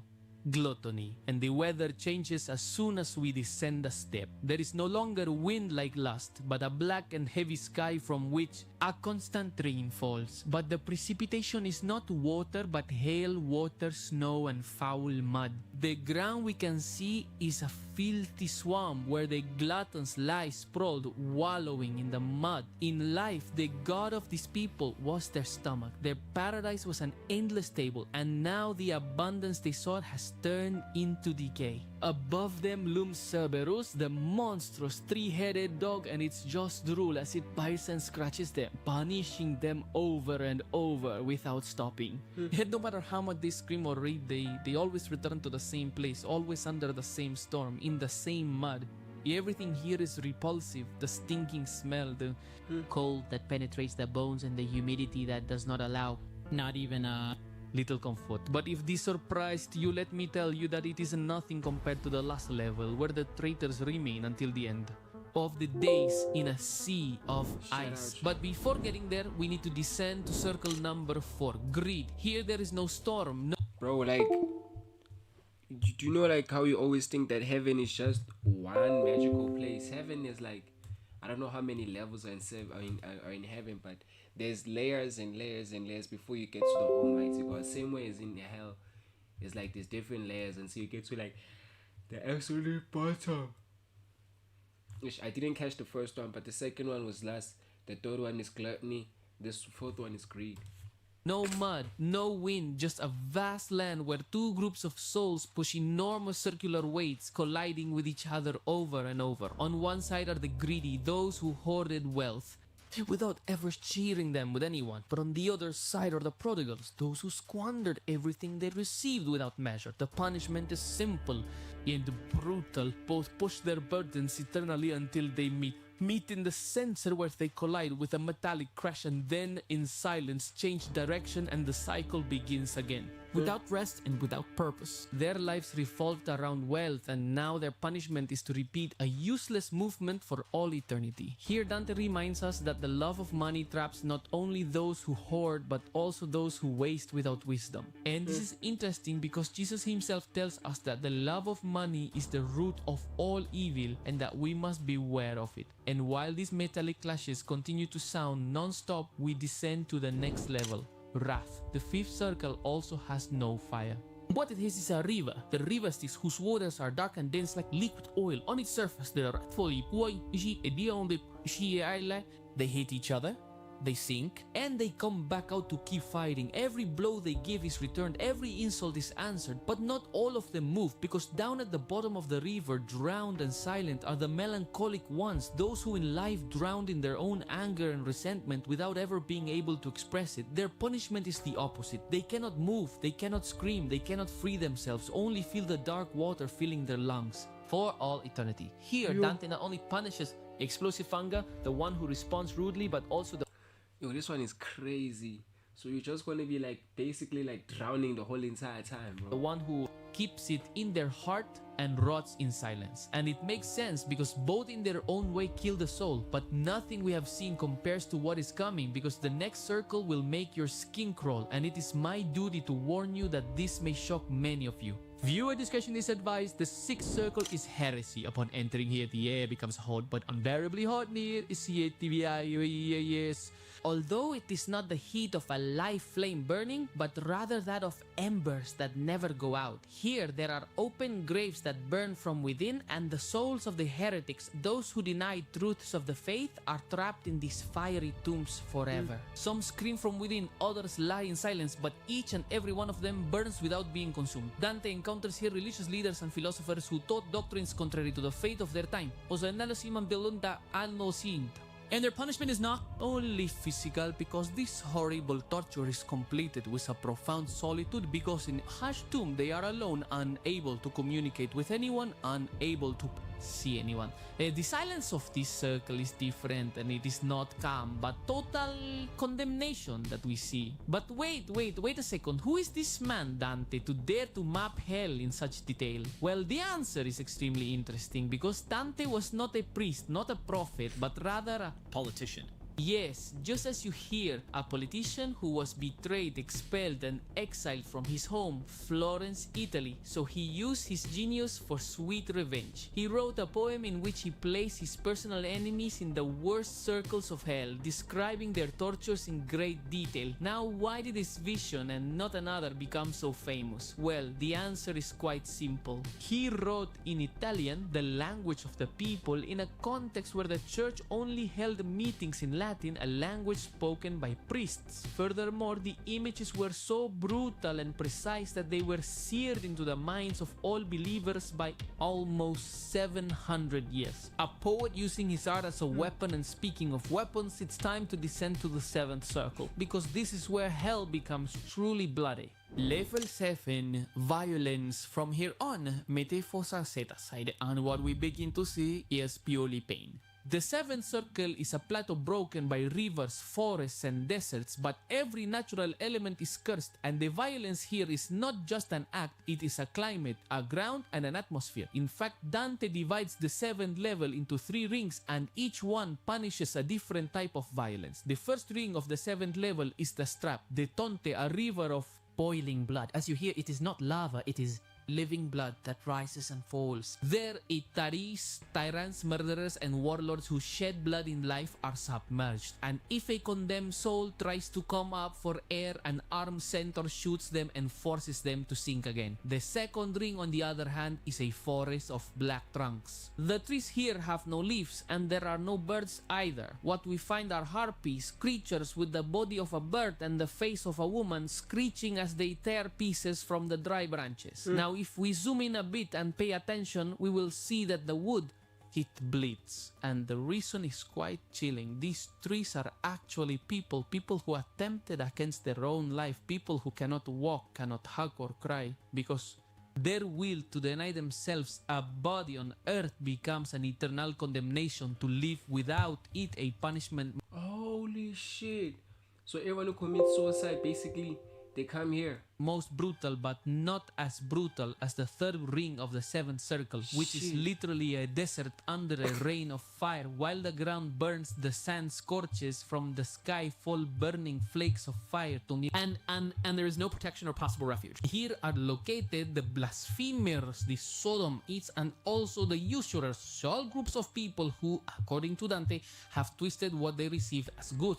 And yet, brutal as this landscape may seem, Dante still believes this is not the worst, because what comes next is something that defies imagination. Lucifer himself trapped in ice, chewing on traitors for eternity. But before reaching the last circle, let's move to the 8th level, fraud. If what you've seen so far seemed brutal to you, dear, get ready, because for Dante, fraud is a much worse sin than all the previous ones, because it uses intelligence, perhaps God's great gift to humanity, to deceive. This is the 8th circle, Malevolia, a gigantic amphitheater with 10 ditches, each with a custom torture for each type of fraudster, and we are not going to detail them one by one. But lo, let's do a general overview to see how horrible this landscape is. Over there, you can see the flatterers sunk in excrement as filthy as their words. There are also the false prophets with their heads twisted backward, condemned to look only at their past. But in the pit of corrupt politicians, Dante stops. As a betrayed and exiled man, he ensures they suffer. He boils them in a lake of boiling pitch, and if they try to raise their heads, demons with hooks continuously push them back down. Further below are the hypocrites, forced to walk with heavy lead cloaks that on the outside appear to be shiny gold. And the thieves in a nest of snakes that bite them and turn them into ashes, only for them to regenerate and suffer again. From what we know today as fake news to fraud through betrayal and manipulation, Dante envisions a worse nightmare for each lie, and yet all this pain is just the prelude, because Dante saves his final blow for the last descent. And forget everything you've seen so far, because the bottom of the universe, as I have hinted, is not hot but very cold. We arrive at the ninth circle, betrayal. We reach the bottom of the bottom, the ninth circle. And here there is no chaos or screams, but absolute silence. Manayan mo siya, because betrayal is not a passionate act as one might think, but a cold and premeditated act that extinguishes trust and freezes the soul. The punishment is simple, a gigantic frozen lake, and as you go down, the crime is worse and the ice deeper. First, you see those who betrayed their family, frozen up to their necks with tears freezing their eyes and sealing them forever. Then, you can see the traitors to their country and their friends. The ice covers them almost completely, but here Dante reveals the most terrifying idea of all. Some of them are already here in hell with their soul frozen, while on earth a demon occupies their body and continues living their life. Finally, at the absolute center of hell, you reach the ultimate betrayal, which is the betrayal of God. The bodies are completely encapsulated in ice. They are silent statues in a crystal tomb, and at the center of it all, you can see it. It is not a king of fire commanding armies, but a useless and pathetic beast, trapped up to the waist. In the ice, it generates itself. With his three faces, he eternally chews on the three greatest traitors in history, Brutus, Cassius, and Judas Iscariot. In a desperate attempt to escape, he moves his wings, but all he manages to do is create icy wind that continues to freeze this entire circle. Mr. Sapuemas is he not Tomas Silasing. His own hatred is his prison, because here is Dante's great lesson. Evil is incapable of creating, but rather devours and destroys itself. Without a doubt, this has been an incredible journey. But, friends, it is not the word to God. Now, the Bible does not give us a map with 9 circles of hell or anything like that. It is much more direct, because there are 3 words to describe eternal punishment. One is Sheol, the abode of the dead. Another is Gehenna, where a fire burns that never goes out. And finally, as the ultimate destination for all the wicked, there is the lake of fire that appears in Revelation. But beyond the images of fire, punishments, and tortures, there is a central idea in all of this that is much more terrifying from what we have seen. And the true biblical hell is the total and definitive separation from God. And I want you to imagine for a second your life, but completely removing any trace of love, goodness, hope, and light. Can you imagine what your life would be like that way? Well, that isolation will be the true punishment, because if everyone does not choose to spend life on earth with God, why would one?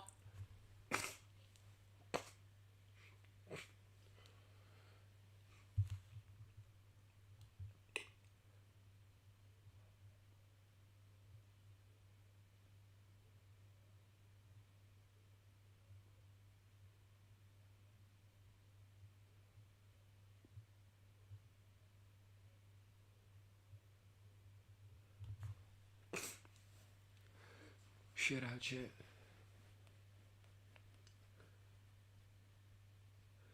Like the devil, how the fuck they supposed to stop me if they think I ain't real? Feel, how did you do? How does it feel? What were you? What's a king to a god, nigga? What's a king to a god, nigga? How long have we been on stream? 2 hours 41 minutes.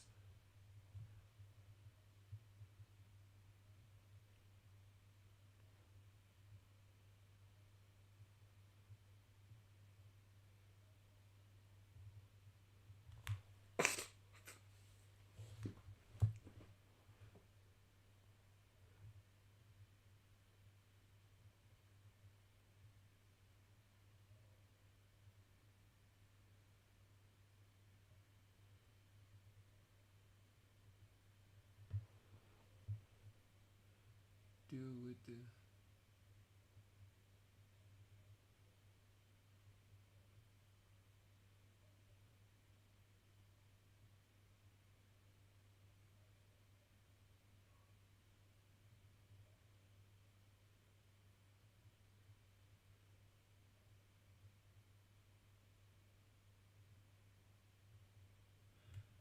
Me, I tried to fight last, but now I'm winning, I won't lie.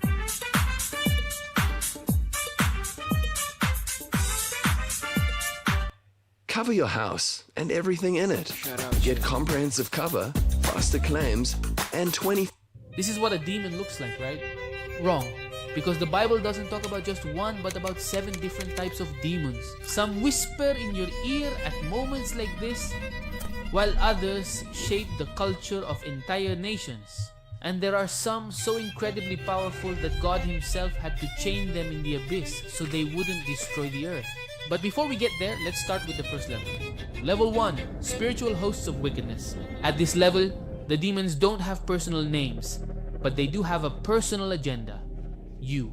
They don't scream from the abyss, nor do they whisper in your ear. They are the foot soldiers in this war, operating in everyday life.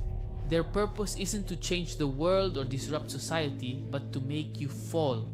These hosts are the demons closest to our reality. Their strategy is the micromanagement of sin, tempting, deceiving, and manipulating emotions or thoughts. They are that little voice that exploits your traumas or feeds your vices. They are truly countless and operate invisibly, always looking for a door through which they can enter your life. But here we need to answer a key question. What is the difference between demonic influence and possession?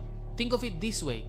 Influence is the demon knocking on your window and softly whispering, "No one will ever know. Go ahead, tell this lie, commit this secret sin, look at what you shouldn't be seeing." In the end, the decision to open the door and let it in is yours and mine. But possession is something completely different. It takes the reins. Possession is when the demon has already entered and taken the keys. The person's will has been completely stripped away, nullified. We see this in the Gospels time and again when they scream, cry, thrash about, and Jesus has to set them free. But if possession is the demon occupying the house, occupying the man, the next level is much stronger. It's the demon trying to take over an entire atmosphere. Friends, we've reached level 2, rulers. Okay, when the whole world applauds what God forbids, this is the level that's behind it. The Bible calls them in Greek kosmokratoras, those who seek to rule over the cosmos, the world. If the hosts attack you personally, the rulers attack collective perception. If a battlefield is the zeitgeist or the spirit of the age, they move within culture, influencing trends and sensual fashions.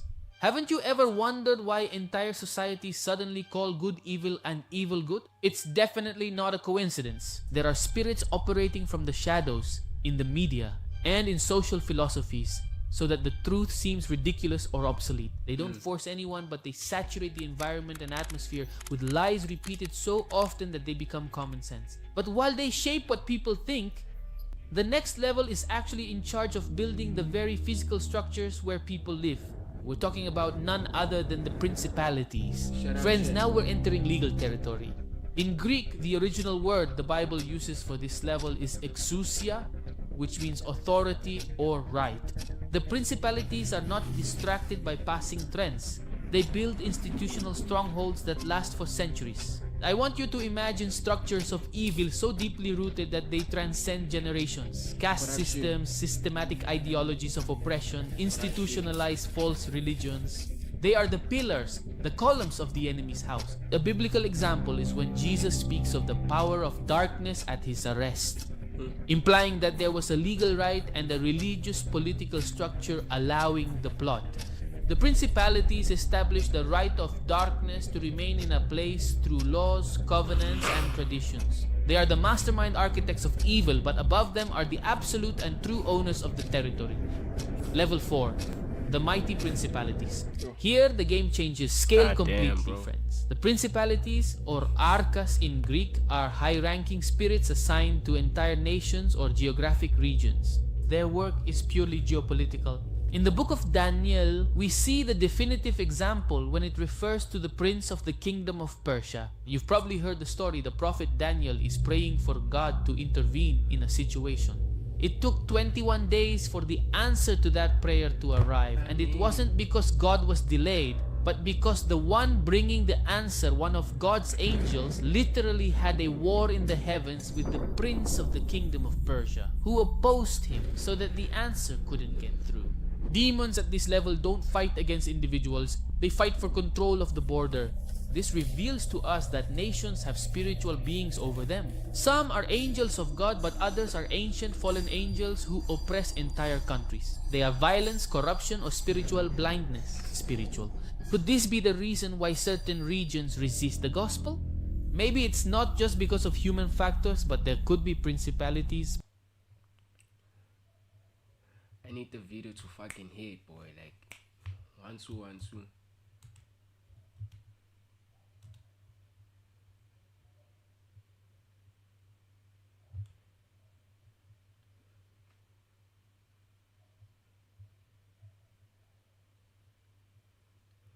Mani shona bi shawe.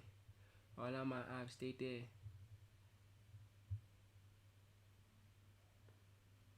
Where was Jesus during Lucifer's rebellion?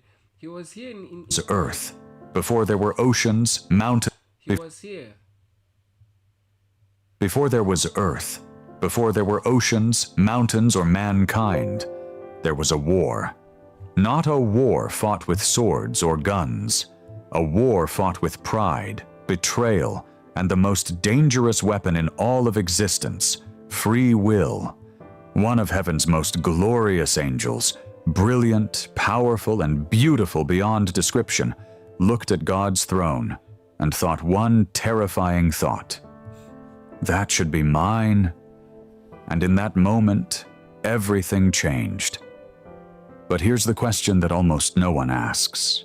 Here's the detail that preachers skip over, that theologians dance around, and that most believers have never stopped to think about. Where was Jesus when all of this happened? Was he watching? Was he involved? Did he fight? Did he grieve? And why does the answer to that question change everything you think you know about the cross, the devil, and your own salvation? Stay with me, because what we're about to uncover goes deeper than most Bible studies will ever take you. To understand where Jesus was, we first have to understand what heaven looked like before Lucifer's rebellion. The prophet Ezekiel gives us one of the most vivid descriptions of Lucifer in all of Scripture. In Ezekiel 28, God says, "You were the seal of perfection, full of wisdom and perfect in beauty. You were in Eden, the garden of God. Every precious stone was your covering. You were the anointed cherub who covers, and I established you. You were on the holy mountain of God." Read that again. This was no ordinary. Guys, I was daydreaming about my future right now. Not even watching the video anymore. Mani shona bi shabe.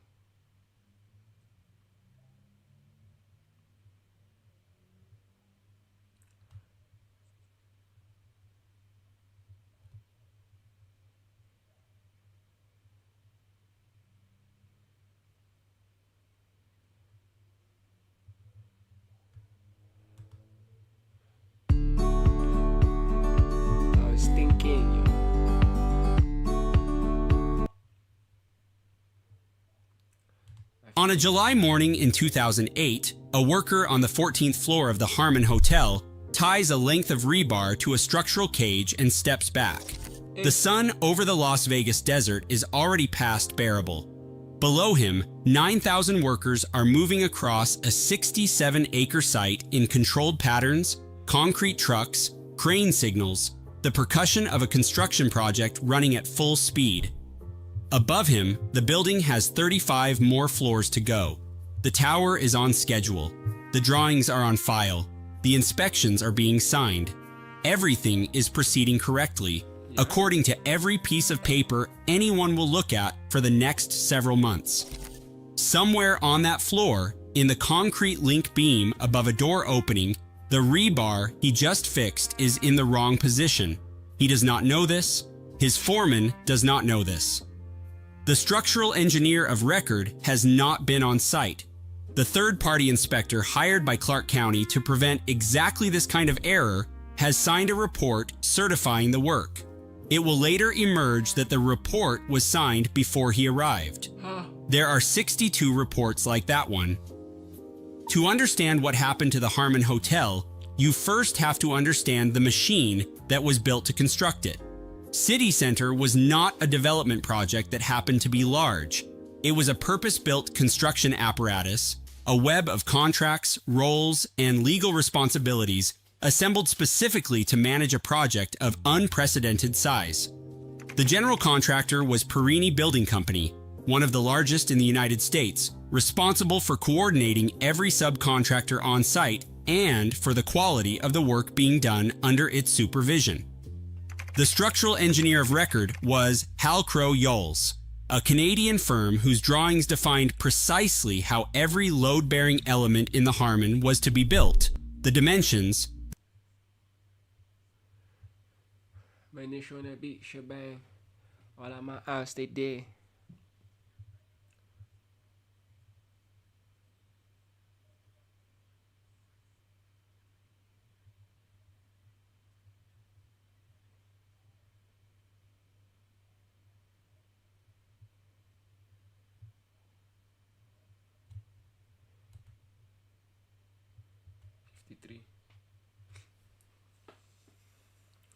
So I gotta stay for another like 7 minutes to hit the 3-hour mark. Okay, chat.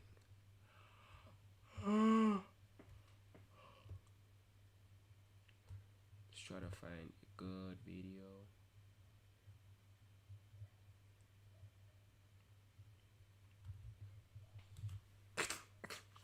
Just that now when you know. 5, 4, 3, 2, 1. Superman.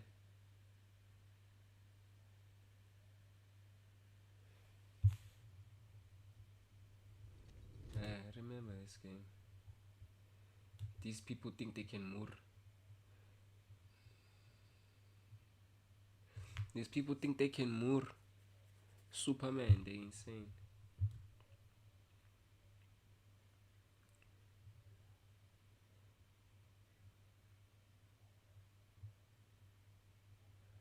My niche on a beat, shebang. All of my ass, they dead. Has been sponsored and approved by Surfshark VPN.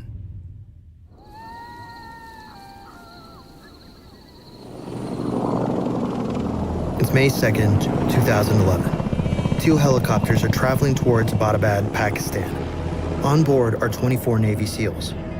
Their target is the man behind the September 11th attacks, Bin Laden. The mission is top secret, known only to the highest ranks of the US government. After a decade of searching, the world's most wanted man has finally been located. The operation has 3 main steps.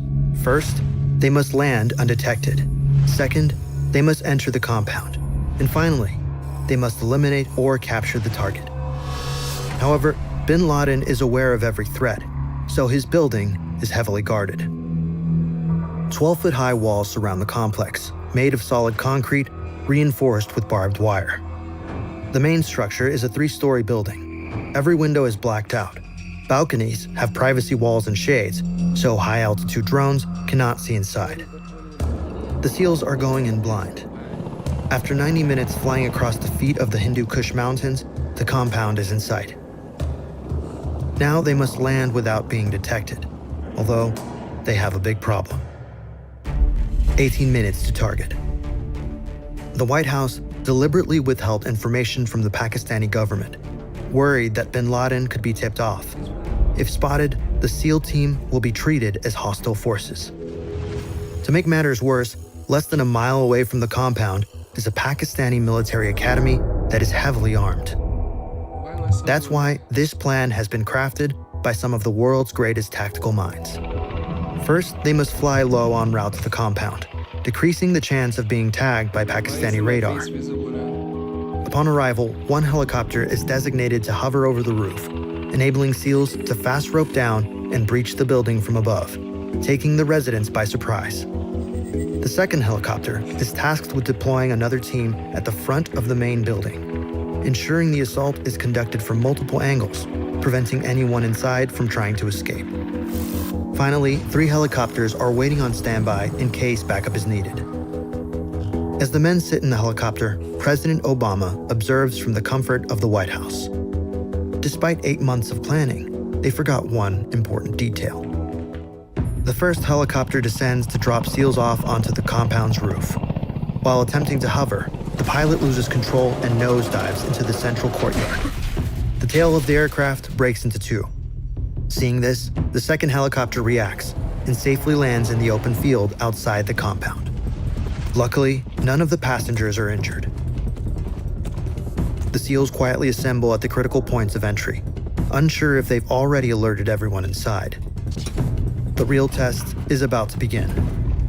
While on the ground, it's clear just how self-sufficient the complex is, allowing Osama bin Laden to minimize contact with the outside world. A greenhouse is located to the northeast. Here, vegetables are grown. Nearby are a couple of animals, both helping reduce the number of trips to grocery stores. In the same area, piles of trash are burnt instead of being left to the local rubbish collectors. The CIA had never observed bin Laden entering or leaving the building, allowing him to remain undetected with his family for over 5 years. That was until now. After last being sighted in 2001, it took the CIA 9 years to find bin Laden. But your location is available in seconds, exposed to the worst types of people. Something you can avoid with Surfshark VPN. Stealing your IP address is now easier than ever and more common than you might.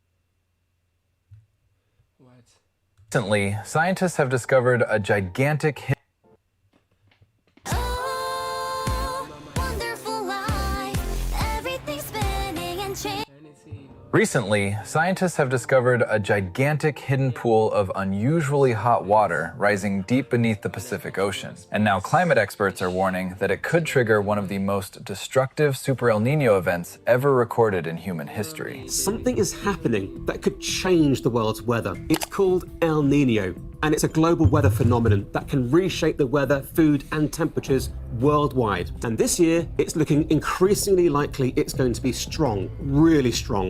But what exactly is happening inside the Pacific Ocean right now? Why are researchers calling this one of the most dangerous climate signals ever observed? And most terrifying of all, are we entering a new era of extreme climate chaos, unlike anything humanity has ever experienced before? For most of the year, the Pacific Ocean behaves like a giant invisible engine controlling Earth's climate. Under normal conditions, strong trade winds blow from the Americas toward Asia across the equator. These winds push huge amounts of warm surface water westward toward Indonesia, Australia, and Southeast Asia. Because warm water evaporates easily, this western side of the Pacific becomes filled with rising moist air, towering clouds, and powerful tropical rains. Countries like Indonesia, the Philippines, Papua New Guinea, and northern Australia receive heavy rainfall because the atmosphere above this warm water acts like a massive heat and moisture pump. Meanwhile, on the eastern side of the Pacific, near Peru and Ecuador, the opposite happens. As warm water is pushed away from South America, colder water rises from the deep ocean to replace it. This process, called upwelling, brings nutrient-rich water to the surface, helping marine life flourish and supporting one of the world's richest fishing regions. The cooler water also stabilizes the atmosphere, keeping much of the western coast of South America relatively dry. This balance between the warm west and cool east is one of the most important climate systems on Earth. But this entire system is extremely delicate. Even small changes in wind strength across the Pacific can begin altering weather patterns across half the planet. During an El Nino event, the trade winds weaken. Instead of strongly pushing warm water westward, the winds lose strength and sometimes even reverse direction. When this happens, the enormous pool of warm